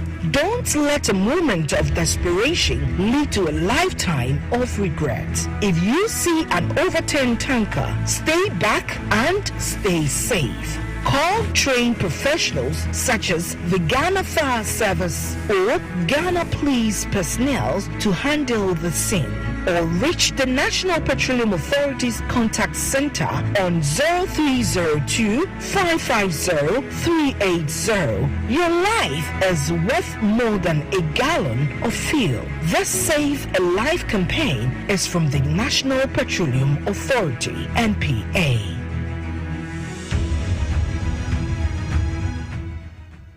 Na ede na ya obayi a oda former son yafunu emunumuni. Oh, Mr. Entry, also yare ya titi me benfie pi nanso ne yam nyono da se me kire onu ahodo amato a me hunu hwe a ebe ya nwanwa. Menyi ni se what ulcer tamfo Hexa capsules any Hexa mixture yanum bom kotia ulcer no bia ma no anom anka ne ho ato no dadaada ulcer dro de eno ne Hexa capsules any Hexa mixture Akom ni nchiremu ulcer yekura eto yefunu ene ensunumu etuma wo yefunu ekeka wa wogire ho a enyi ulcer etumi ema wo ye cheko ebra wadidi awie so how eye ulcer de a kope Hexa capsules any Hexa mixture nanum bom na ho ebeto pedudu etu a ko okanshi drug lane Kumasi Dani Herbal Takradi AA Mensa Anafre 020-3822-855 Apefo abatanya woma won mofranofo ene mofra woni mfiedumienu enka ho Hexa capsules ene ne mixture ulcer tamfo edi age edwade nkratoyi atom.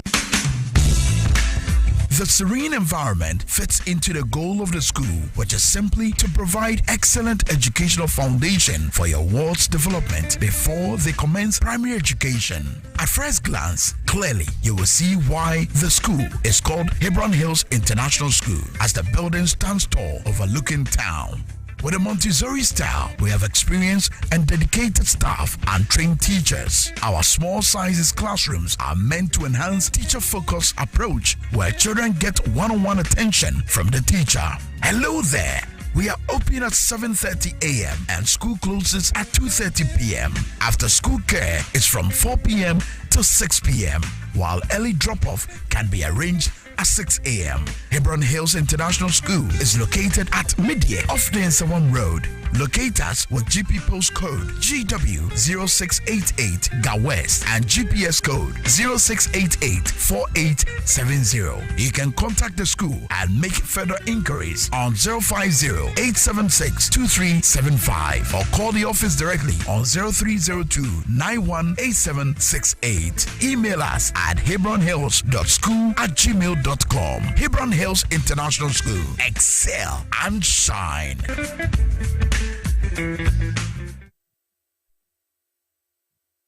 Obrempong eye adwumada eboa eyam aduane eboa eyi nsa free ni peduanim na eboa woni pedua ma etena ho yi nanso wonim se niema a yedi na yenom timi ma brebo ye adwumaden sen pote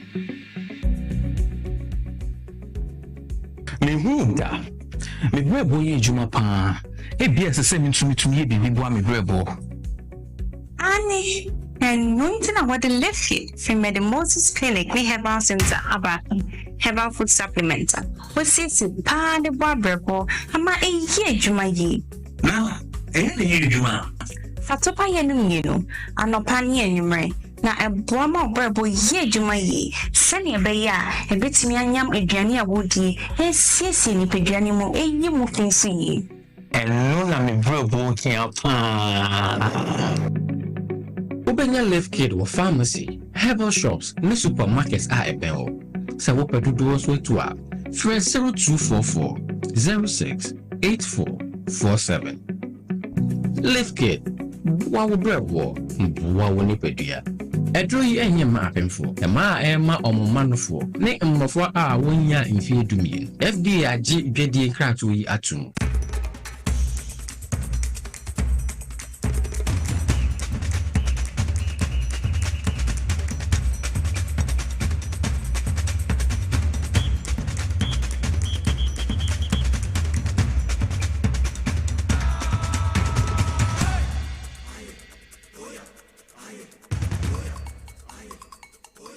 Usamida says so good so I me say yendi jumedi imbum ewo TVS YZ at Afi Power 97.9 FM. Inside politics jumedi suni fi sabri nkopem say 6 PM bebo. Ya sha said that in sema hodo no na yabrobro so asa fe na do kasa fidie na to ha. Medi di enke Obrempong.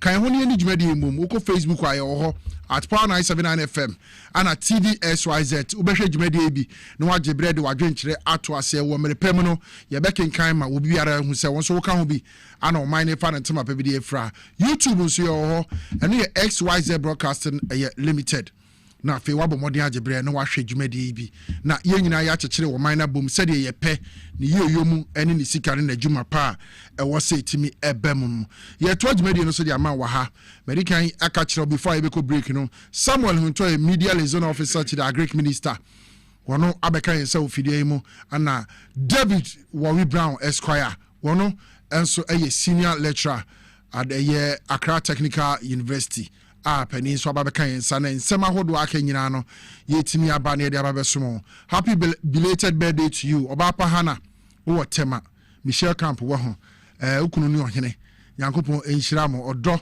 eni abere bia said ye mo check here up Obrempong so na so Obrempong ho te sen wo ye Ghana nyina dia ohene mate enti wo yire Obapa Hana happy belated birthday going out to her Yankopon hyira no na onye ne kese abusia me entoa dwumadi yi so na minka wo say nyame ya adoma wo kyena ana 15,000 Ghana cedis a eye power jackpot edeche ewo May Day on the 1st of May no wo mo de ba no mo de ababetu dwa ti nyame ya adoma kyena na edu so utwa ye code na me de to wo no wo de ho kan ho ana *274 hash no utwa bi enti wo kyena ebeye ho ana enka chi ye fa phone no ne enko but *274 hash na choose eye option 2 no eho ebe ma wo eye power jackpot na fe wu twako baku bia ubetwa no eye 10 Ghana cedis utwa baku bia 10 Ghana cedis baku bia 10 Ghana cedis kai na hunu na sha no se dodo a wu twa no ene bi akonya kese de ama wo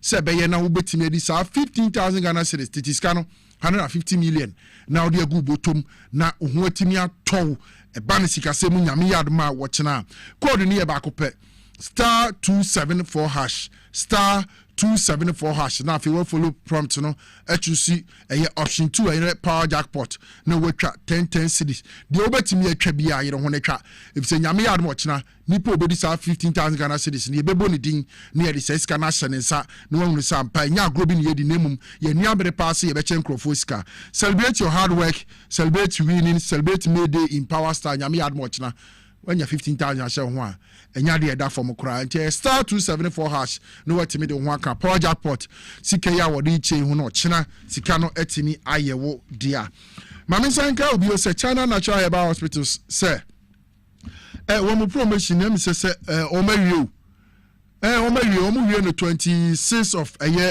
April yi director 24th of April it is able to okopie ho a am se China Natural Herbal Hospital for enya de a wo mo ye bi o mawie ne mo watimi asan akọ yare wa hodo bi ya etew so wo mo behwehwem na wo ma pedro person fata na wo de asomo China Natural Herbal Hospital yanto aso dia na the National Petroleum Authority for esan akaio wo say tankers aye tofom ewo mpatem wo kwan so na utum lika kofa gallon kofa pan kofa bowl se wo koso petrol na diesel no efi na ko wo bo kokose jai efi se jetimi tom na ediawu obi biara wo ben sa tanka no ba bibia ato no enti se de obeye nie se hu se tanka adane atokwan so ana adane atobia ya wote a me ba che fa number we na Fred the Ghana Police Service, the Ghana National Fire Service and the National Petroleum Authority for e was sa number so ombeje so na fe wo mo tete pa e was sa accident yi hu wo metimi aba ababa ye nsiesie a enfo yene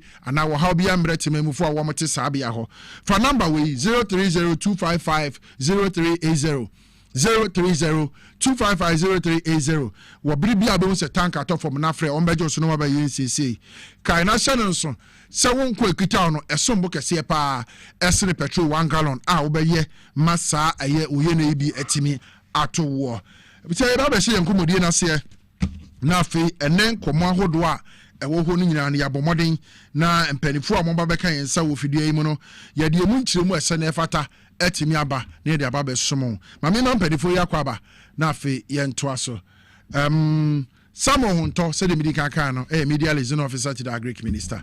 Sami Akwaba. Osuna pomi ade. Yanko pa daroma. You go son kakra. Na meti seja. Okuape kania. Okuape kania. So oba original so okuape ni baby wo. Okay. Your friend Deborah ni trimode. Ni trimode mi hu okuape ni ani trimode sa. Oh sa. O se wi o he. Oh sa. Okuape fon so den kan. Deborah sa na ti di efi na kwosesa. Why? Because of my caniati, Minyaka Penesi. If you know, Deborah was a son. The Trimunia Dimbio, a brand of Betchere. Aquavanso, Yamiadum, Boko, Moses near Juma Mobo. You go Sunka Kanka, Madaroma. Agric Ministry to saying, oh, Yamiadum, Yakase, now Chimunina, Munyan for a Copuku. Yakase one and Brazil, ma'am. Now say, if you are seeing now, per Maya, Yaka.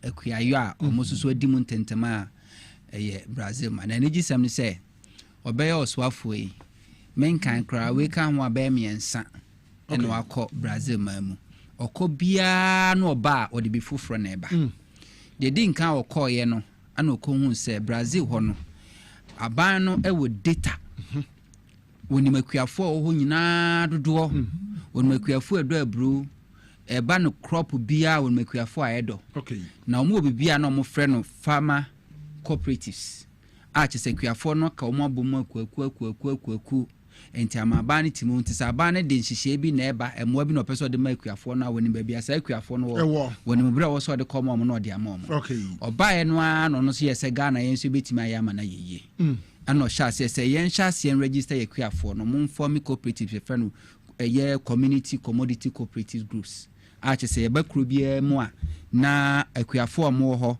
wodo abro a mo dieni mo amodo mo dieni mo amodo ntosi mo dieni na cooperative group no mo a na mo be form okay na mo ama register na mo ama yi mu leadership na fe ministry no acknowledge waje mo atum enti emoa bi no person de ma no de simo so okay o sha se less than a year ye ka say watimi register ministry net register over 75,000 cooperatives cooperative ba ku bia no minimum membership minimum 15 maximum 50 40 to register over 75,000 cooperatives across the country. Akuafo bi omo do tomato pe yes we call to say community BMO and just community commodity cooperative groups and to call community BMO akro BMO a mu register se mi okuani na se modo aburo mu die ni se nipa no bro 40 no masati another one okay se mudo ntosi a mu nsusu mu die ni die nti a oye se omonye ne saa no ebema aban na hunu se ye wakuafo dodo a edo aburo sei enti se afi aban ka so de aburo ekoma akuafo adua wonim akuafo a ode koma wo mo onim akuafo dodo a edo ntosi ewo kruwe sie mu ti aban de mo ayekwa a wonim akuafo dodo a ode koma wo mo wa ye ne seche we se minister etin officer ye the data ne bre no tapise chi a okreke ko nkinkesu a wonim nkinkesu akuafo dodo wo ho wonim dodo a edo ntosi wonim dodo a edo abru wonim dodo a edo nyadoa empo akuafo no the size of their farms nyina no Yes, decided to eka ho. Ya jikuafo ni din, ya jini din ye Ghana card ni bibia. De nti aban oye ne sa ne se. Unsempe bia ba person de fertilizer ana farm input, free seedling, seed. Edu koma kuafo a. I was say kofa DC so. Okay. Kofa DC so a ebe kwa ko wiase no ni akoye na MPP ni akoye na NDC. Senka DC kra je na ode be chama NDC fo nkran kwa free kra no a se ne nkensa hwe o na Ghana. Obe wiase no na edi bia fa kuntuna se ne yeton. Na emfaso a wo se akuafo no nya no mutimi doma no bro so no ye nya. Enti minister do ene se cooperative so mu ye bibia wi a se wo ye na adwen se fertilizer president Mahama so de bay. Fertilizer ne ba. Eno an se cooperatives no ene de bema leadership no. Na mo amako na mo enti enkonkosi constraints MC and yes sadia no na minister say bet me avoid. Anything about see farmer service centers no. Farmer service centers no. Ho ne de sa fertilizer ni nyina be kwa kogu. Okay. Enti fertilizer no kogu no ma cooperatives bia ni akachem se mo ya allocate mu fertilizer 500 bars na mu leadership no makofa no maba na mo aba beche enkonkofa obi ansem no bia ba behwe ma wa mu asem bia edema because minister ka se eba ne kom dia yenim MPP ni yenim NDC yes enti aban bia obeba sebio de sebio amanyose mi rekwa yemu no ne bibia nwiye adanse ewo ho planting for food and jobs. Yet Ghana under the MPP. Under MPP planting for food and jobs under Ghana ha you the we see here no ekuafo no kra no ye hwe wanim hwe politics party be na odom fertilizer kra ye se mfa nkoma no na se bio ye de fa kuntuna se na ye ton enti 8 years of planting for food and jobs ye ntimi kra produce enough food e betimi dey feed secondary schools enti 2018 ye kokosre bro 2024 yes akokosire bro from ECOWAS because na abani enim say wonim se bi ekom de yemfa anya amanyosem 8 years ye kache say ye duanuane na busu ne process ye si one district one factory ye process ya na de akwa amana ne akwa koton 8 years ye ntimi ankire yen ye farm producer etimi process ye 8 years and feed Ghana planting for food and jobs 2023 food inflation koya kokodu 61%. NDC baba mu 2025 na food inflation 23.8% almost 20 we appropriate 24%. Our Greek minister CF last year April afimweni April 12 and a launch feed Ghana program otechimai and our Greek minister say yenche fertilizer na nka MPPS here subsidize the different countries no aban a Greek minister me fertilizer kwa 3.5 million bags last year 3.5 million bars and more and o chede make for free of charge omo modo munya bi omo modo abronya bi tomato fu nya bi jeni fu nya bi atoso de obi anya bi esunsun sanso e ba ne se akuafo bru e ba bebre emo no e ba bebre jeni aba bebre ene eye omo modo nkruma for crutches omo aba bebre beans for aba bebre ekoba ni senti last year food glass no yes fertilizers na you see enema bi wonu a eya ne empese e beka na Ghana ne empe no kre ye empe ne se yesese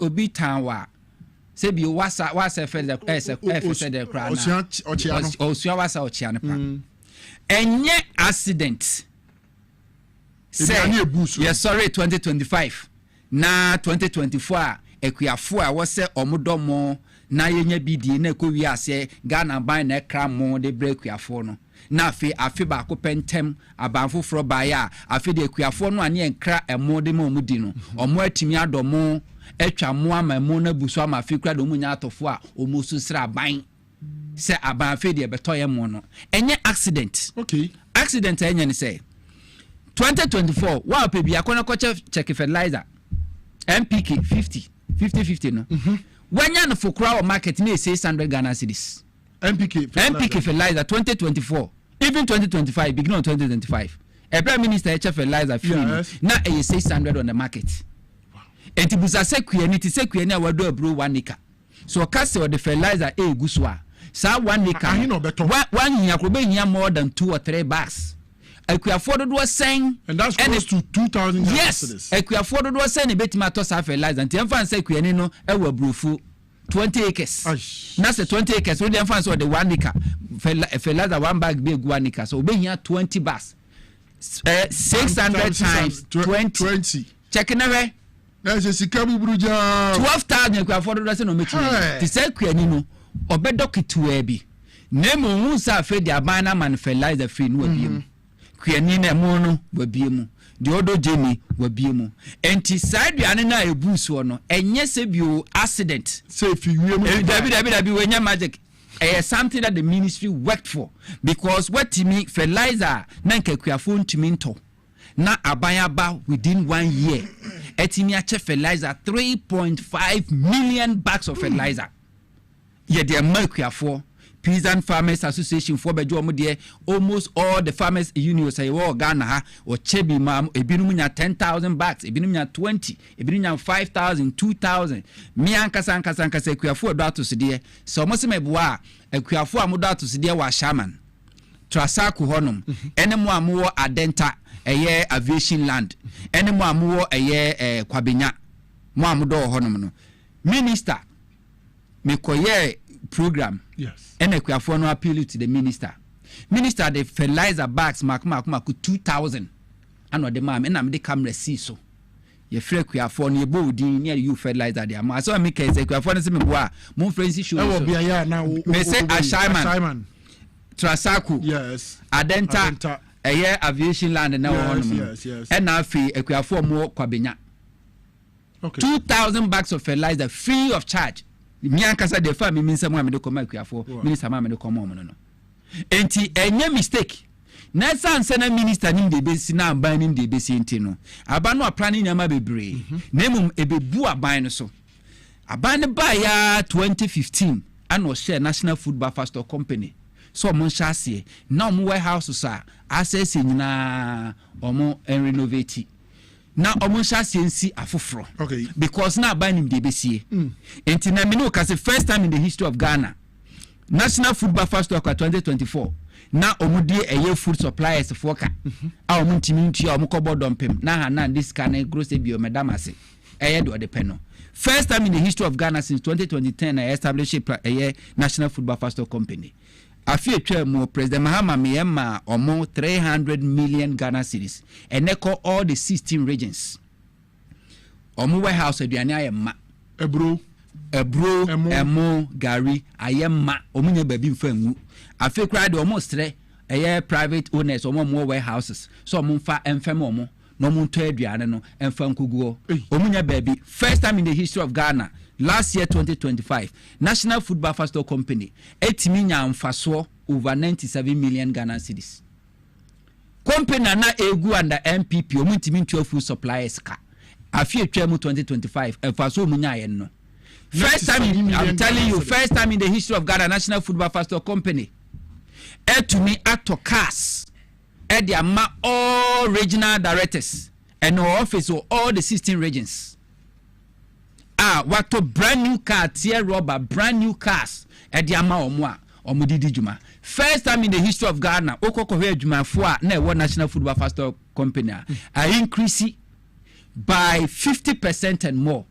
First time in the history of Ghana juma 4 year juma National Food Buffer Store Company a new 20th no more salary neko about that. First time in the history of Ghana enoko secondary schools ahodoa enuane no oma pakia na no CEO Anima National Food Buffer Store Company George Abreduotu also okoto oko schools ni bia enuane no chese enuane ni ehwa ye ma omunye baby kura mfa enuane ni ngu secondary schools at 2024 yetimi shutting down because aduane ni ho and aduane na buso amomu nya baby kura mfa enuane until you can say Ghana ha nya dia Ghana ha na sie obi osi otrofo no se me dance ni wa abrochiri na anu ya onmonyamfo Peter Boamo otukono was okoto ento okọ National Food Buffer Store Company omo regional warehouses ni bi ukọ Facebook abo se mfonyini go emu aya pakigo na nya de ketwa enne National Food Buffer Store Company first time in the history of Ghana your National Food Reserve yɛdi nnuane asie sɛ naturenchem na memfa sa ma naturenchem to ɔman Ghana na ebehia sɛ nadmofuo de aduane bɛkɔ a yɛbɛdi ka kɔ National Food Buffer Store Company ɛbɛyɛ aduane abo sɛ ya brand no National Food Buffer Store Company ɛne ɛde bɛkɔ kane na sanso a yɛahwehwɛ bi baabi ɛde aba. This is ɔman a just 2024 na yɛsrɛ aduane from ECOWAS ne adi. This is ɔman a 2024 ne yɛkra mo ne yɛde ama akuafo adi. Less than 1 year abanfo fro baaye edis asuane se onumanyamfo erikopoku nsa after brabeto ye duane no efa emaye se diaka eye processing nti wo behwe a afiesi mu no minister most of the MOUs ne contractor wasan nyina ye nwumaku a omo ba besi processing plant de ba beda ne nuane nani oko Ministry of Food and Ministry of Trade omo so ahyase omo ye sa adwuma no wo hwe ye nua erikaje aso ye na odi ho ase omo ya tete omo no fa no ebekọ agro processing omo kwa akoye nwuma a ebetimi adane dane nuama nani sade ebe ya te se kuafo mu ya abu ye betimi a processing minister video bi am chance or na enwa ye de agu kan mu ni nyina kan so kan ho ni nyina agri business no agri processing no kan bi enwa ye de agu konkomu kama se ye betimi esi wache ebetimi esi wo for afebo ye tomato puree ni tomato no ye yam ye se ye ti tomato fresh na ne anua ne de agu konkomu ne so etimi si wa afe madam Fubroni bi o UK ene bi kan de bi breme desne tomato paste no a eya ye koto no tomato fresh na na onua omonua na omo de agu ade mu konkomu ni akata so enti oti anu a obo se ntosi ne na banyina wo mu na wayam eti said the one ntosi ne ya wo de ye nkwan anu desne tomato paste na ye to no ene ye sha ase atumi aye bi e wo Ghana ha sei enti minu kaso no monyamfo rekopoku e wo Brazil na mso okwa be obesa de bifufro e de aba bedase Samuel Hunto media liaison officer to the agric minister and our training cancer or kasano enko David Wawi Brown ono ye senior lecturer e wo Accra Technical University no CM na akwaba lawyer yes yeah akwaba yeah na what to say we oh nyame adom ho ye okay then this mo what to say amembo no say na eko na menu ya say wa utie ni a menua nto ekaya senka court na yetna ya wa ma judgment a ye bisa me say onzo fa odi enfamfo aso a because there is nothing more useful to add because you want there wow menua Ghana will prosper our Bible when the righteous rules the people rejoice. When the wicked rule, the people mourn. Until some past 8 years, and 9 years, be a chairman. Ana MPP awesome. Yes. Ghana be ye din ma bibia duane mpo yenya nto ndi. Duane bo de din because trimodin pesaminkuminya and greed, selfishness. Ana something for no ede ebu oman no. Emanyama be din. Ama ebrumpo na ya kra. Omo be ye some propaganda bi se o body aba broso ama omo se sa body be gu eno na nka me be ka that time the minister for agric akoto akoto say so the body be odifi na ko se sa body be gu akra be no politics so obi I mean nobody will mind you now no you na mu fum sika so mu de ko presidential bid amode primaries ni sa omu program no mpo edisay planting for food and jobs. Yeah.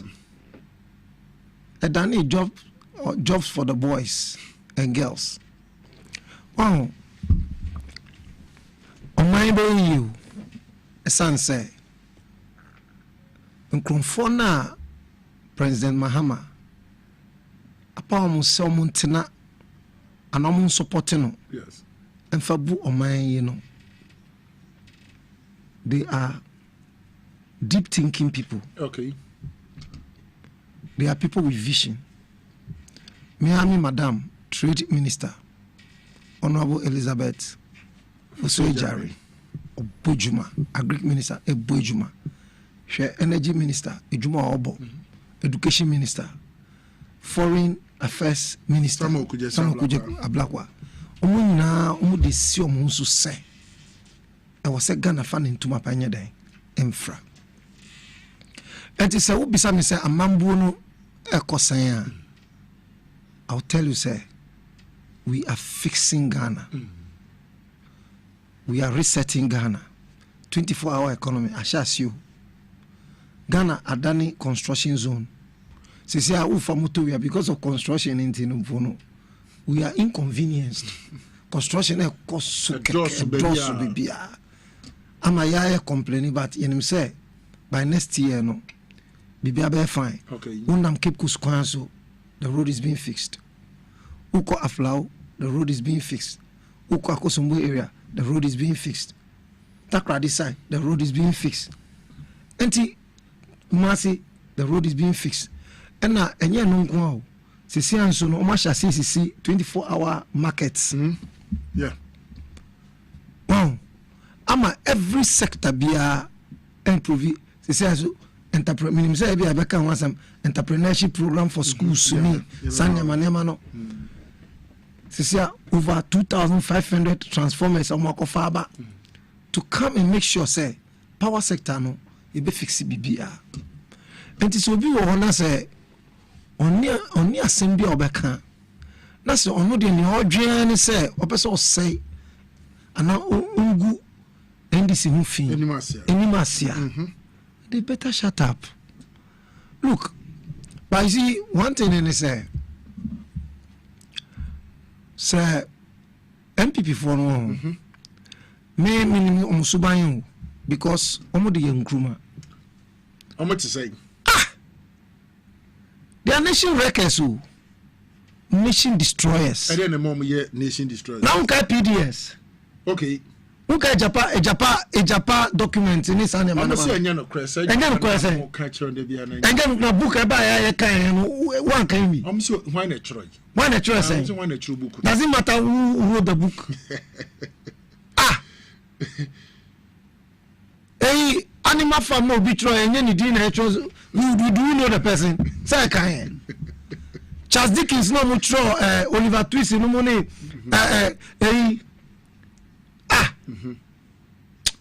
Oh, and now me person make us and be we make us say, and then Manoya. And I just want to take my time. Okay. I make us say, by the end of this year, Ghanaians will see reset agenda now. His Excellency John Mahama Ekano. Well, MPP for no, so almost say Amambuna Kosuyama at the Nyamba Bre and the Seni. And the president, no makofa some just to confuse Ghanaians. But see how Ghanaians are discerning. Ultimately, I'm sorry, Sanya Mano 2016 in Toronto Mucha 2016. Ghanaians, a year mistake. Eto Abama Zacchaeus Nebuchadnezzar, no, it will never happen again. When Zacchaeus Nebuchadnezzar. Na kamba baby sawi. Na say Zacchaeus. Yes. No will be a tax collector. And Zacchaeus was short. The Bible says Zacchaeus was a short man. That's what I'm figuring out. Engineering on better abamano. Tobo. Okay. Zacchaeus was a short man. Okay. And he was a tax collector. Jesus said to see Jesus. Okay. MPP taxes only 2 years so. E-levy, whatever levy, COVID levy. Other countries are supporting their citizens. No, after mom na MPP government, Eddie levy, 2 years so. So now I'm saying, Omani Niska, Yeska Sonia. That's no, Bia Yare Kumye, Obia Yare. Oh, was said this on channel. Who somewhere the levy to so? I not Nebuchadnezzar. Nebuchadnezzar need more thing. Until Yakupon a china so no osakra. Enti wo hwe Akufo-Addo ni Subaya ni Timodin eti se Nebukadnezar. Oh, okay. Enti na se Nebukadnezar. Okay. Ana etuo na ode tutututu yeso. O tax collector. Ana say short. Enu na Zacchaeus. Na say oman no obi a. Eto Zacchaeus Nebukadnezar. Oman bia hia to. Na watimi de achichire oman no. Ana yes I need. Omo de chichire oman hu chichire bia omo de chichire Ghana. Where did the monies go? Where did the monies go? Oman mu. Dia na mo de sika na ye. Hwe I travel I mean ohana mu say enti year of roads na mo kan ye no. Sika na omo si omo earmark for roads no. Ekwan me no mo de sika na ye. I couldn't see. One village, one dam. Yehui. One evidence me pointy will be omo pamwa kwa any Pualugu dam no. They paid about $12 million. Now Pualugu dam no mpo yen sati. No, the flag bearer of the MPP. Na say Baumia Ekai on radio. Now we Google Baumia ni din. Go and Google who is the most lying. You go and Google the most lying politician in the world. What about me? Yes, Baumedi and Nunababa. Nanya ntro onu Baumiasi onu why Radiezu. Almost that was a strategic damamusi here and a parliamentary select committee on I think a agric also. Onu two and among Ekop Alugo mko na yes block mpu bakumpu insio. And $11.9 million now. Almost $12 million. Almost $12 million now. Are you saying, sir? And are you asking? Am I saying? No, sir. When you mean American, that is the situation. A parliament light was parliamentary say, "Oh, Baba apologize here." Someone sit down. Sana yendro. Afina agric ministry. Omuya was they want to put up because we are going to put up what the trade ministry. See tomato factory, you know. All those factories there, meat factory, Nisa, Zuarungu, Nisa, are going to put all those things up to start working. Okay. And the good work now, Ministry of because of the reset agenda, the ministries are linking up. Okay. So, agric ministry will facilitate the production of the raw materials. Trade ministry will facilitate the processing of the raw materials. Okay. And they also look for what? Markets. Okay. Now foreign affairs ministry so with the connection strategic partnerships like forming yes. We can be able to export. Okay. And then we have the energy ministry also working so hard to make sure say fuel now machinery here to plow the lands are available. And you see that the 24-hour economy is taking shape. I can tell you, sir, so far we are around 84%. And the reason I'm giving 84% is that as human beings we cannot be perfect. Sure. But 84%, this government is doing very, very well. My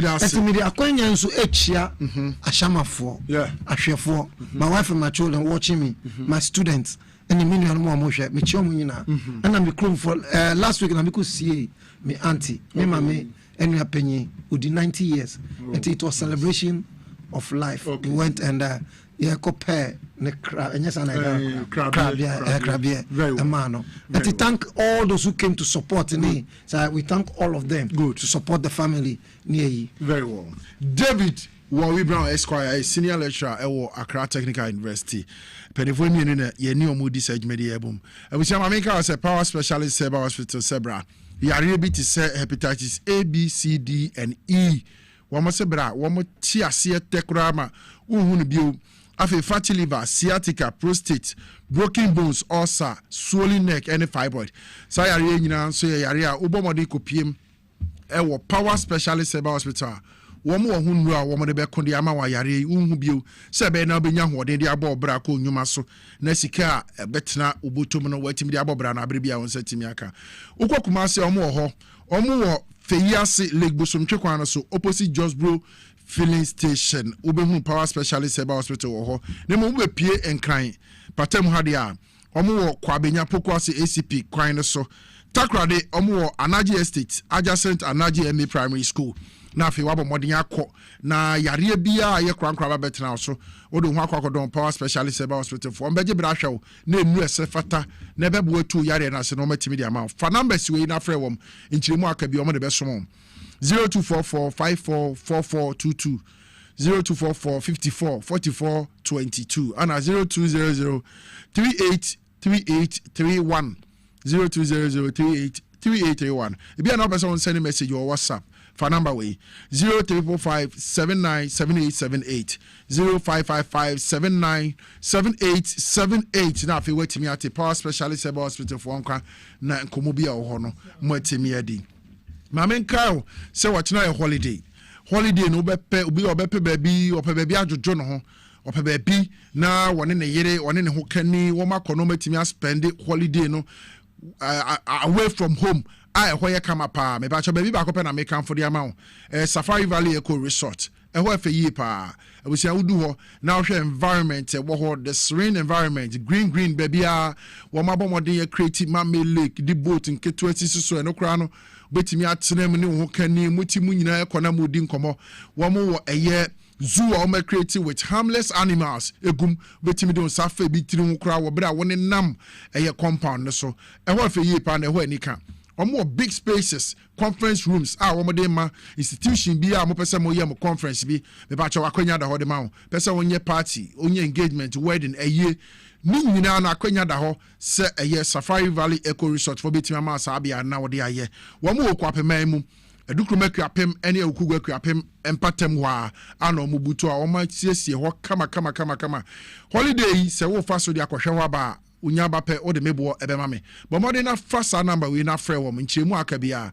wo mo de besomo 0596 914 394 0596 914 394 and now visit your website na www.safarivalleyresort.com na fe enkoma aka bia ni omonni Divine Hope Eba Center sector to Minikabra omo de eye Ochia eba powder edi aba edro ni yare we eseni but modern na yuen waseneti woti wodie mu pe kotobi na sase no nom na betu sa yare wa na se de free ho waist pain emane meme nyina etenete edi free ho afi pulse sexual weakness low libido stroke ulcer any menstrual disorder sa yare wa hodo nyina on setimi ka eye ochia eba powder Divine Hope Eba Center for the aba na wodi gu warm water mu enum a mepacho ebetu ase before be no twia eba powder but modern share no say what did the answer what did dia say ya no pa wi anwumire anasa homache utimi no madroi na afi yare wa bia atiegu nipaduam atimi etu ase na ho atimi ato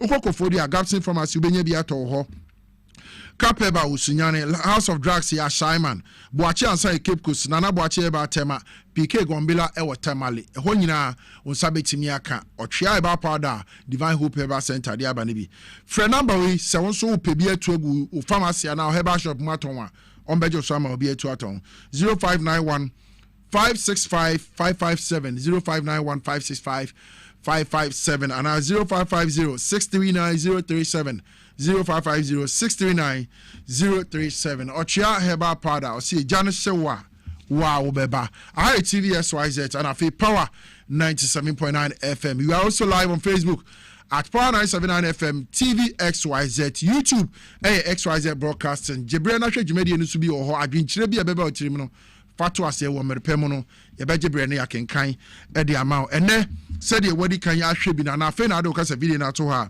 ye ne eye Samuel Hunto media liaison officer to the Greek minister e wa ha and afa David Wowi Brown Esquire ono ye senior lecturer e wo Accra Technical University penefo mienu ana enkomo aka nyina na ye ba bebie mo sami me ba wo ho se wo hwe nansen said ye nkane yi entimi enyire gina so na edu ba bi ebeto odwa se akosomo power control center na nkasa kra eja akwakwakotom ana afi aban nso transformers ahodo a eko aye deda nyina no wo sesa no se de be ya abirebia no power Ghana fo hia de de omunyuma de atena mu fie ni omo offices no ebetimi agina so but the opposition ne se de be enye sa aban ye feli ewo eye ni so be manage ECG and I say empower netimi ejina so sense me then awo o kan dia fa. Minia me da sense na me cause answer me say o say Mugabe say akwanya beda ho no ko pre-national organizer. Say adwuma na ode ama on minia aketu anim enti me ha saa na Mugabe wotie. We are sure. Yes, Commander of the Airways. Mugabe saa na wotie from TFM. Afini nya so say pe ono ne nipo be tension. Edu say kwa kofa form sa. Sami, this time around, you know, Yatiabre. Me how? As a Mugabe confirm for. Oh, we are also organizer. Yatiabre Jai. Na so bom musio ko confirm for. Madano be form na sada admission launch bi campaign anti Mugabe. I'll be the first to campaign against. Because enye na juma no. Na juma no dia. Ejuma obi a na juma oye. Obi enu meto enu aro. Yes, ya jokum dis and wise na kono nya kwankwa enu ase. Ye ni Mugabe as a party national executive for constituency or regional executive. Ye ni Mugabe as a media personality. Uko Accra FM a ye nua otuda ko. Oh. Mami ka se mi chere. Mami chere ade bi. With this my experience kakra me this media ne contest. Se ebra beso ame akọ omako party contest bi a wo mo di kadi mo intentions first no likely they will not even pick forms ubonso mo be koto I grant interviews a hold by the time you be be nomination no there will be nowhere to be found and don't put your host yeah media personalities baby abeti abobodi a wo mo ye adwuma yi bia no mo transition to politics. Yes, but wo mo succeed. Yes, you see mo transition to politics. Yes. Most of them near then they give them an appointment and koye adwuma media personality burner or call and the air contest when this movie near chireme bako. Do we have something like that? I mean ode dwumadi enko so kaka megugu obi a wona adwuma also ye. Okay. Now who ko national organizer no one be radio adwuma dabio one be etina me say Mugabe etinya kukudo fa form me samo hunto Mugabe me so me organize aye anti Mugabe campaign and say wona obeka ho bi na omini me talk Ghana nyina make sure say 2 votes kura unya. So stay where you are. You adwuma na adwuma no here. All the ombese uni ano. Enye na adwuma no. No, yeah no. You wana anansia obunua. Ene wana ansia opai bo. Mugabe ya anansia otena kasa video so kasa. Indian belly. Ana baby a wadu. Baby a wadu no. Commander fire. Commander fire. Commander of the Airways. More fire. Mugabe ka communication poa. The big Mugabe so ko ni flyer now air correct so see there bibia be fine we am from go election ti muchas na bibia be fine oh na dia na say be fine na bi e dia na say ogina homa grass oh right jai grass was so be mo no fa for no yes we grab mass the grassroots man say national organizer bibia be fine one callers no mo dey branches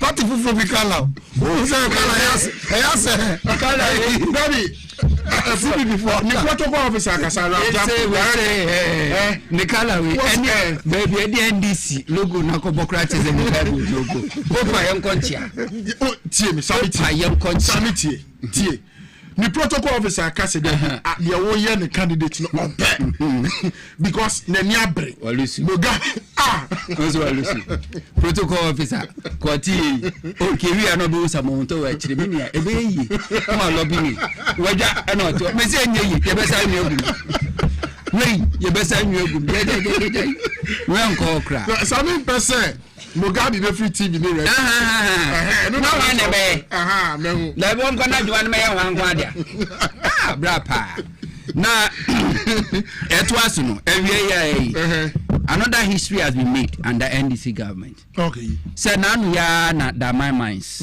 Yera Ibrahim Mahama EMP take over. And ne omu gold o medical to no first gold o ma ahoro. Omo de akoma gold board 100% gold board na to omu gold nyina. Wow. So kaneno gold fields o se hwan yo Anglo Gold Ashanti o omo de gold no kwa manone no ma kwa koton no ma jisika no ma di wo ho. Ti no man ni nyamfa so ya wo so. Ibrahim Mahama ene gold nko adaka makomako enan asenu ni na de akọ gold board of washye no makoto 100%. Enti gold na da man Ibrahim Mahama eno mutu no gold board mam ko e by day no mu I the first people that organize a press conference akeka against the government directive say yemfa gold mines ne magana for enti ono no Ghana ni no kodi pa o pese broni no ba be fa no de na ye adwuma na oji sika no no de akoni mama akodi sini say ye de be ma ni nua Ghana ni niska Ghana memo. You see the problem we have in this country. But yemfa enonto na yenko nsam no so brain hunti. Okay. You see, history ever remember some politicians or leaders of this country called Ghana when it comes to electricity and I say energy generation. Ever remember omo very well. Ebe bo ma ba so nchirima ebe bo mu di esira omo. Some of our leaders so nchirima be bo mu din se bi atintasu agu fom. Leaders ne mu dia ye be shira omo ne mu dia yin na eno so ye be bo mu dia yi. Say sabo bia be di aduane a eya enye ya se kokwa ne nsa hia sekan. Ghana ni bia wo ho kwan kra se nka ni Ghana edunu a se bi obowa ana wodi atemu a na nye nipa MPP ni. So MPP ni na so kanya bo nani na se bi ubo ani prekra na me betua woka adentia because they have no history when it comes to energy generation. They have no good history. They don't have it. 1964 ano Sergeant for Dr. Kwame Nkrumah esi akosumbo dam sabre omuka chese na Ghana population ya nwome Ghana population almost about 5 million.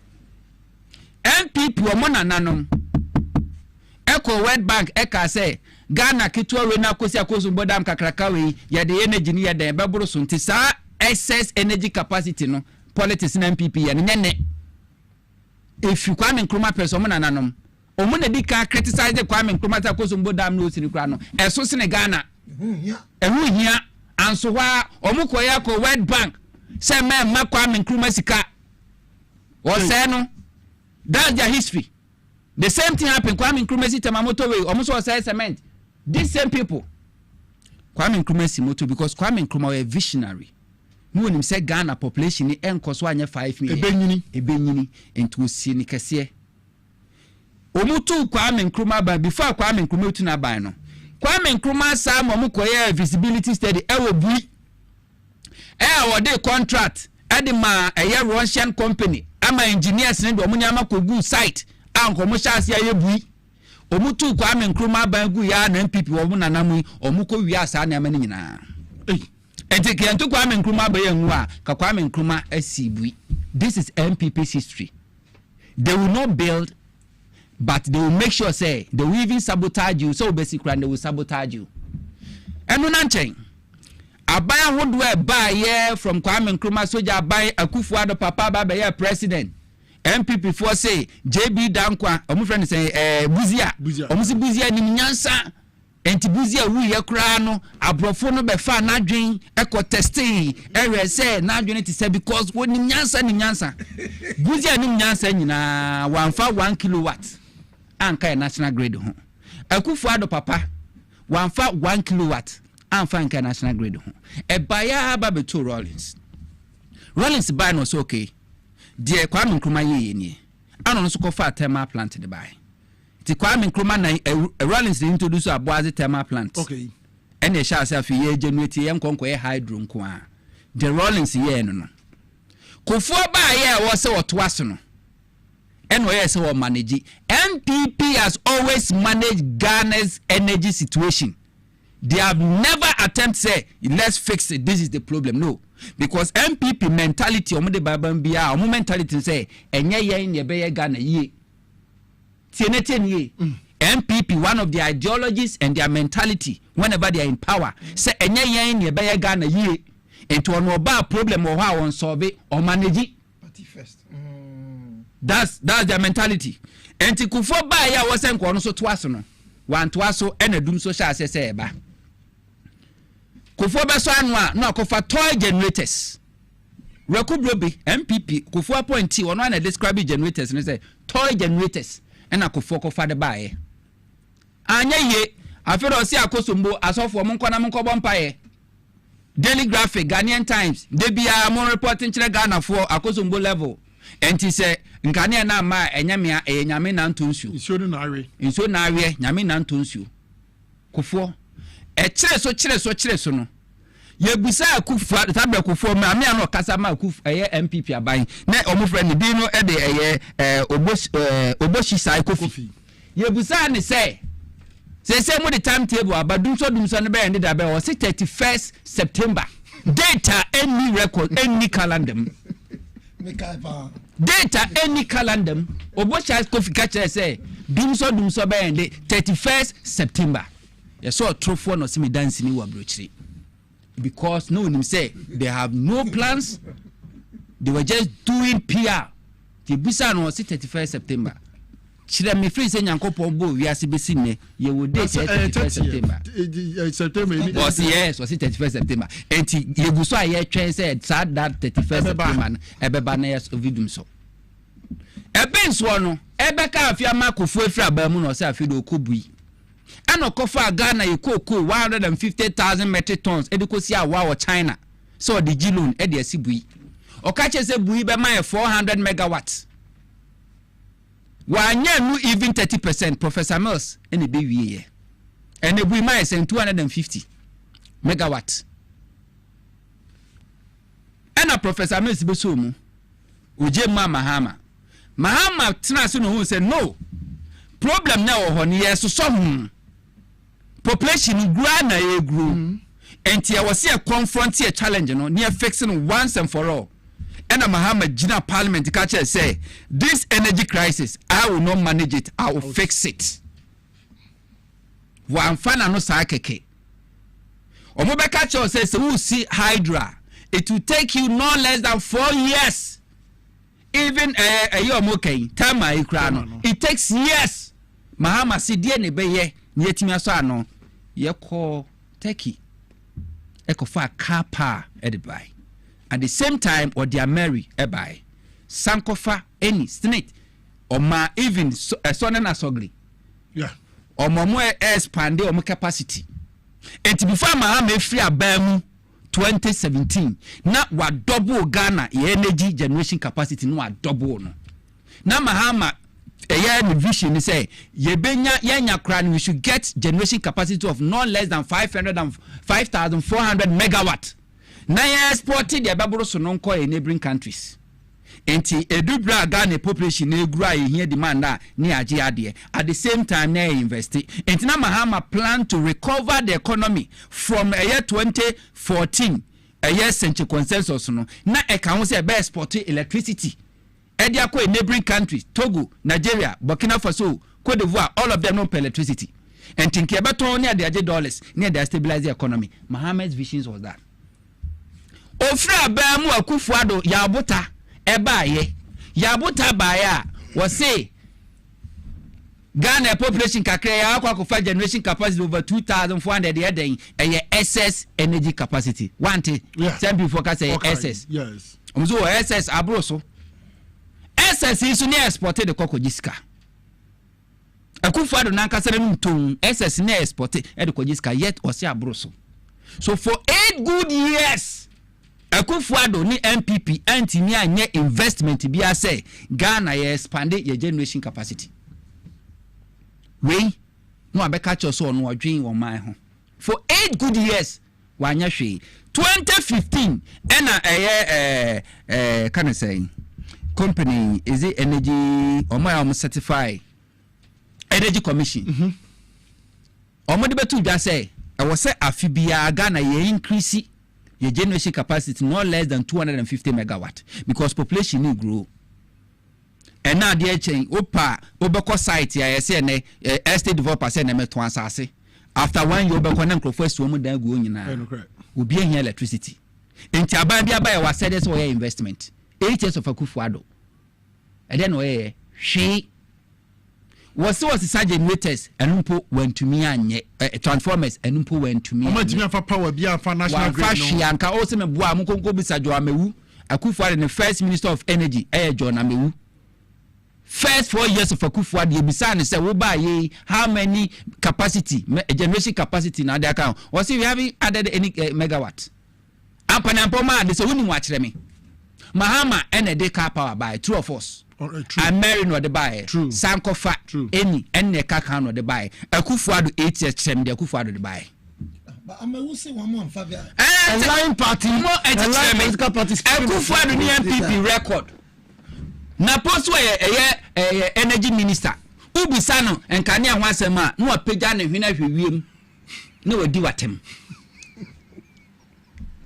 na poni record no otumfo ate kokoso na nasante wonu ankasa ne ba woso wonu ana tete napo penso edundum otumfo nka ne ama ne TV nyina sei otumfo ate kokoso be kan say we de me ankasa me ba me nana matete wo wana ye energy minister nanso so nka ne adundum ti me TV nyina sei otumfo ne ka ye nyame okasa ne nkwan a si fridge mpo asai ne nkwan napo do de be ye de abo asantime che so asantini ni sei Mary no a Mahama kofa de ba ya MPP opposition omo se eye krono ento omo ba mba yehwehwemu no omo ba ya Akufo-Addo te a 30 member committee led by Philip Addison so monko investigate Mary na price no monte so omo ko Dubai ko investigation nipa 13 no Mary no mko investigate no on eti omo ticket omo hotel accommodation allowances Mary na de ma omo Ede misata ewu yede na to mpam our Accra International Conference Center Ghana fo nyina to sante aye twa adwo no na MPP na hye bedwafo wi omo akwhye parliament edo mo say kwhye asia America na $510 million no mo say eye krono no omo akotum dia free $510 million e dia call 1.2 billion Ghana cedis ena to 40 ete ye na o say no ye yanto omo ho anom ko gina mu ye ko wi asia bo acha jako konfutatwa amoa eno so be national chamber MPP mu ye busa no a wo se den the president was Akufo-Addo say I was misled. Oh yeah, that me. MPP record no. Na po record as a energy minister. Say yes sir enfidie no a Mary no. Enfan free takrade. Ni enfan ko Kumasi. The record no. What the course went me answer we. Went me fix away. 8 years of MPP. They couldn't do anything about the energy generation capacity. Price now, transportation fee now more than $30 million. It's more than yes. Transportation fee now from Turkey to Ghana. Yes. Nemusa say man share him fee cry kasi 2 man share him fee every Kumasi e dey akose bi o wa e be kose that much $30 million. Napo records now. From Turkey to Ghana we about 2.5 million. No? From Kumasi, Takrady to Kumasi, and that's how much. $10 million. Transportation. That's how much it costs Ghana. MPP didn't do anything. Even independent power producers. Every day, no more issue threaten. Or at some time, we shut down some of their plans because I bind Omoka. And the MPP phone him say, they will almost mismanage the energy sector. No? And yeah, they say Abambi or baby to myself to Becca NDC by and so you better back to do so because they knew what they have done. But it took a very young man as a minister, John Jinapo. He was the deputy minister, President Mahama, Minister of Power. When we now for Cabinet Donko, and a minister, and a Jinapo and a deputy, and a Cabinet Donko, when you see over witness and a Koshebo. And I went to many in Bosch and soon or resign. I'm a John Jinapo as a young man, a so ministry. John Jinapo as a minister on the end doing so before 2016. MPP Sabeko say mess after 8 years. They send John Jinapo and Asabe take it over. Ekwa for to manage the energy sector. Yanko doing so from 2025 from Ghana. MPP for one. Na hwe problem by Ekwa for so survey. Excellent. Now oko Baye Jubilee House. Eko address Ghana no. Sadara na juna kwa kusumbu. Ofri oba government yes accountability and you must kwa kusumbu. Ofri akosumbu ba ne tai koba pa nyame nkuanku wi. Ni nyina ombi. Ewum. Wa aseme bua no musa no.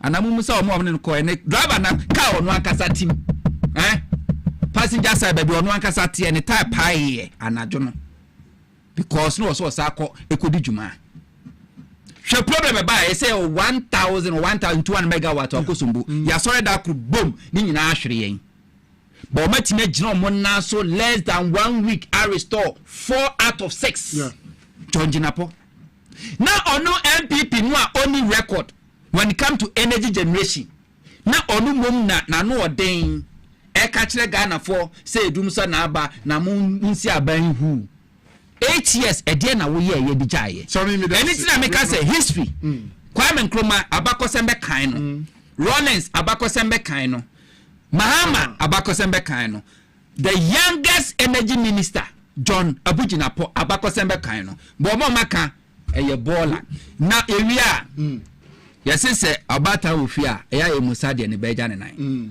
onsa na anu yakoso mboja to mu obia abamu nipa bia ne o ka se we di MPP fo nim hu bi na MPP fo no han ya no mbeka se sabotage omo beka because say mu anyina na kwa adidi e ko nhia mu omo wie na omo se Japan na wa ho ota na besesa nkunya kwaku obia mo ni din kwaku mu na adan a osi nkunya ne do so dodo yesi akoso mbo ahye yenka se ye wa yenka so na kwahye no MPP sere wa munakum because abakosma me hu say omo na 2015 2016 2013 2014 let my vote count for a demonstration say ye mo kwan no mo hye transformers indeed ye hye transformers 2012 professor Minsa wu a ya na yi Mahama so okwa akoda na nam ahemfo ase o gusu ya thank you to yenka bi hyemu ye se ship akwa akobo eye West Africa gas pipeline the gas ba me the power ye thermal plant ebesin ne ye dadwene ho a ya antiase ye da se ya de ye da ship amomu da time ye be call election 2012 3-4 months to elections yes gas na pipe because no pay the supply gas can senkania etime hye and MPP enti we ba ya koso mo blast ye no obi anfa hye o mo bo man kasa tibua me da asesami ene ebu o mo fo me da ase Samuel Hunto media liaison officer to the agric minister yanko lawyer ho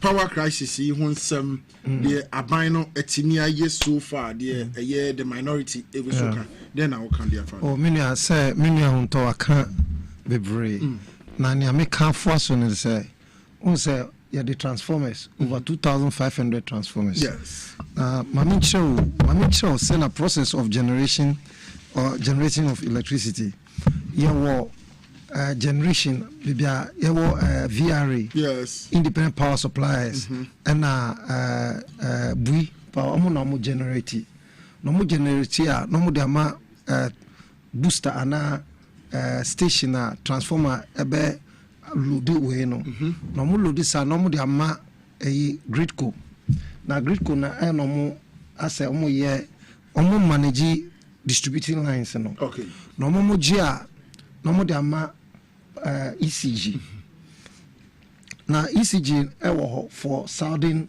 Ghana and ewo Netco for northern Ghana and ewo bakubia they are for the industrial suppliers no okay no mo gia na almost supply ma households and go through transformers transformers you know what it does and say some of the power na say area be or it being a higher air to the higher transformer or say mu enye dru na intimi supply ohono transformer be on so a controlling supply system no ohono anti-force excuse several years transformers be a diverse 25 years 20 years 10 years but transformer so you see at least at most by 8 years 10 years or so yes anti MPP for better now so 8 years almost is a transformer what does here anti because demand increasing into no it is putting a lot of pressure on old transformers you know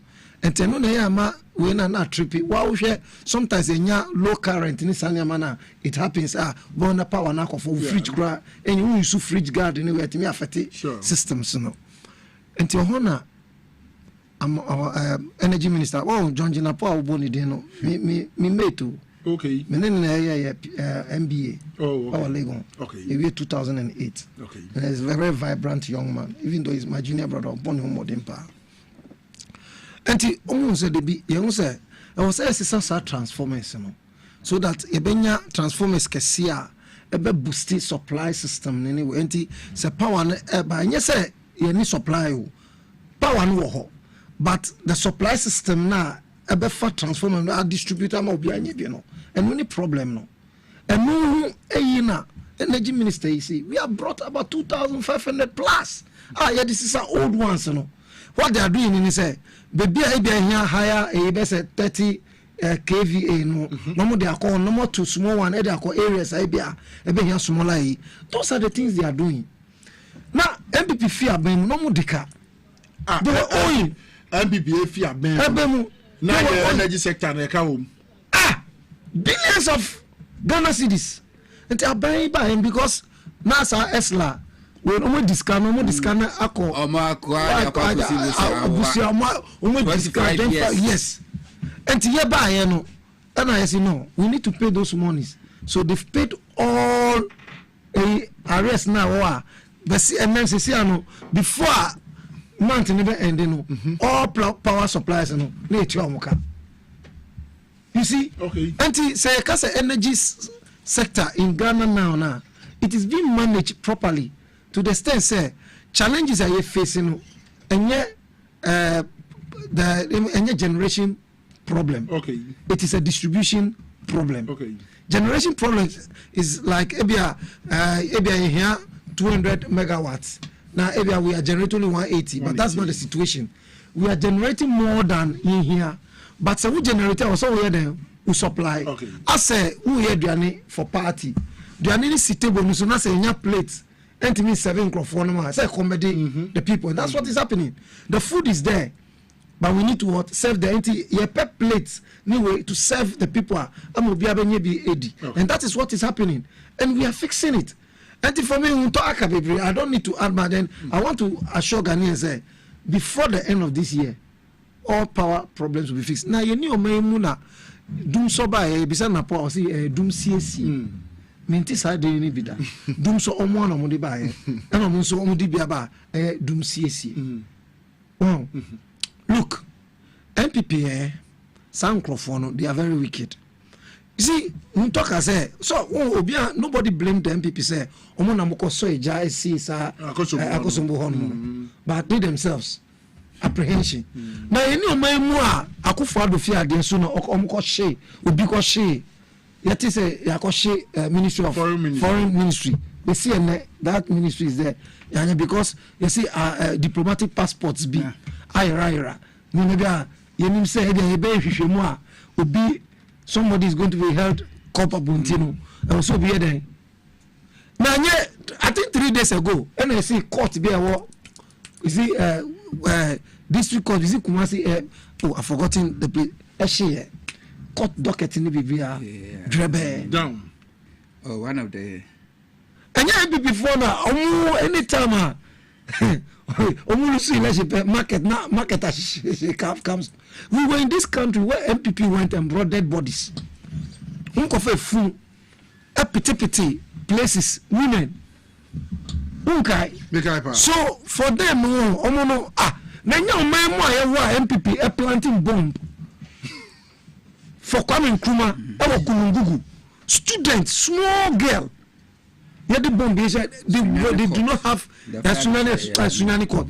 They do not have pity for that small girl because they want to kill Kwame Nkrumah. Almost the bomb a planted to flowers. Small girl. That's a lawyer braiding tea. MPP Senka Ghana for a bit here.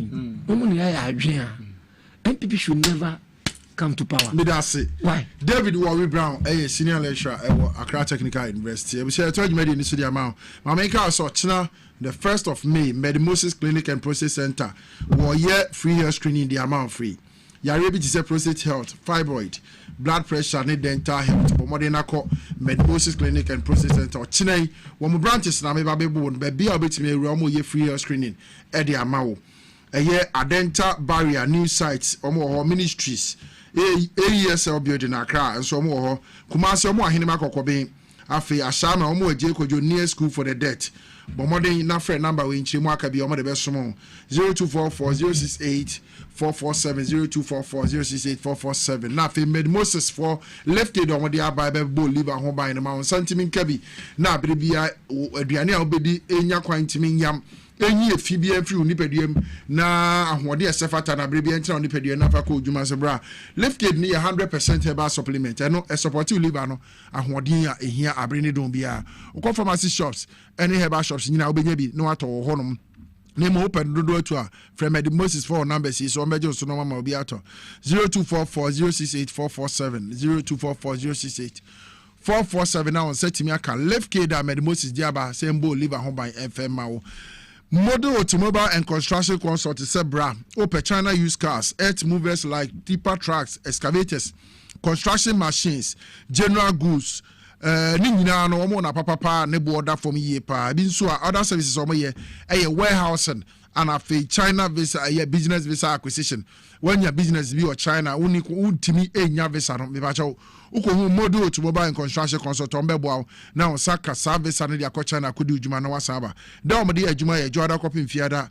We be about no pan 9 am kopim say nyumire 5 pm bebo. Memene da de ubenya omo 10 am kopim say 2 pm bebo. One more tema akoso mo kwana so before Hotovin Bakery on the first floor of the NS Chemist building Mataiko.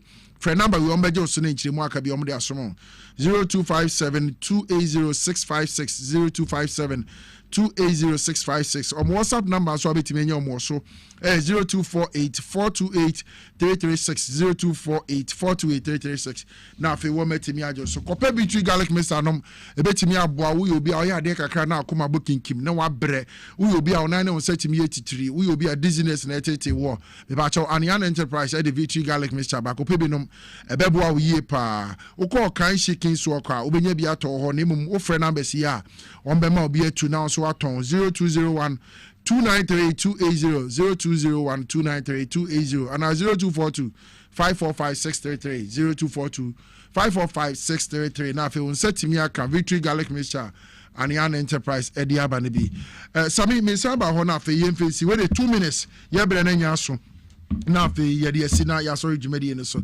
another ya na oma launch student entrepreneurship and enterprise development program seed I no omo target the youth entrepreneurship na timi aboa na abrebia no said the be youth no mo be han mo no mo nwumadi on pese omidi no aban so timi ata o machi na omadi sajumedi akosi so wo hwe o man mu said ye nwuma sem hote a then I walk now yeah sorry jumedi the dinka ma memmo ye nua Erica J yeah CEO Edema NEIP yes me say abrantie wa kire say Udi adwuma hye ne nsa wotumi ye and correct na me obi a once na wa me check up on him na me de mesre ne say aban budget allocation omode ekono omasika nko pa okay say sika kwa sa so ye na I tell you say by the time enko nepo pa nepo hono ma so omasika kwa I tell you say by the time we be ko 2028 elections no Ghana mabunu more than 50%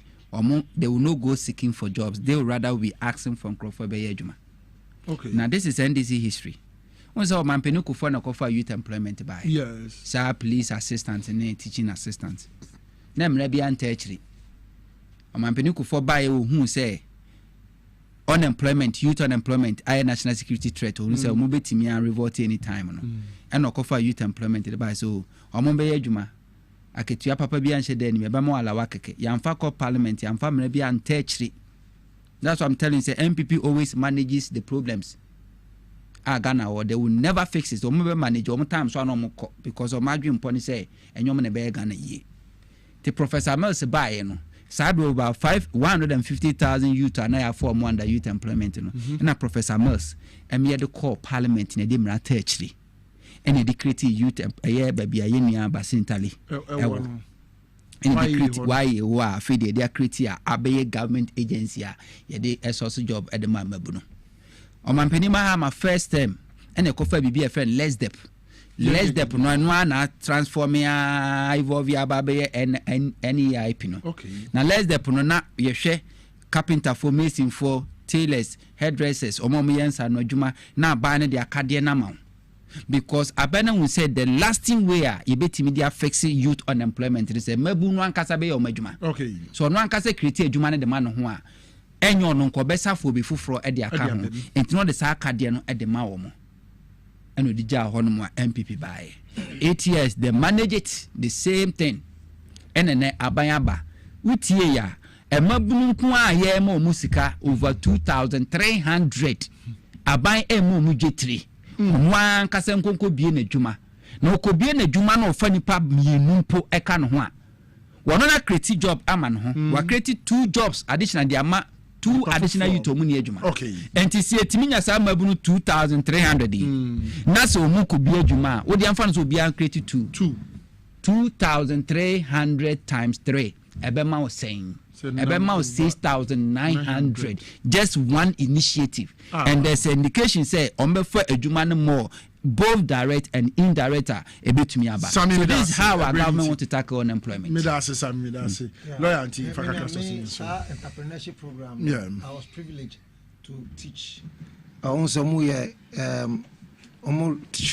they taught I was part of the facilitators at Kratenka University host TV and make a training I remember I took them through models maybe and Meme Jane said it's a very, very good program. I train them on some youths are eager to enter into the program, and it's a good one. I may Jane say are buying supporting more, and then let the youth also take up entrepreneurship. Okay. Corporate work and white collar jobs. But this is the time I also take up entrepreneurship. I juma amagana so it's a good initiative. I was saying to support it for it to succeed. Given this 24-hour economy a launch. It's a good one to go. And so I will call me mama auntie B tetegu. And now by we me back wash means. You see I'm also sending message say or heard you made Yemi Agbisi on also see you. Okay. Racco down. Now by where you back it's immediate 2 years. If it's MP NDC about by 2 years in me who know. But as I mean, it's a BBI. We say, how did you make it? AC, MCR, Mr. Rabjampo, Mr. Peter Cranton, Abbas, Mr. Emmanuel Neti, Anna Faye, Mr. Emmanuel Kisi, Wamone Woho, Legina Yemi Makeup, Cameron of Francis, and Gina Echiri. We shall Miaka Save Jebre, now me did you made in which army. Me did the anchor Obrempong, the grassroots president, who have Mike Kania. Yami Aduma. Yami Aduma. Next week, you have a session. News team now ready, Macau.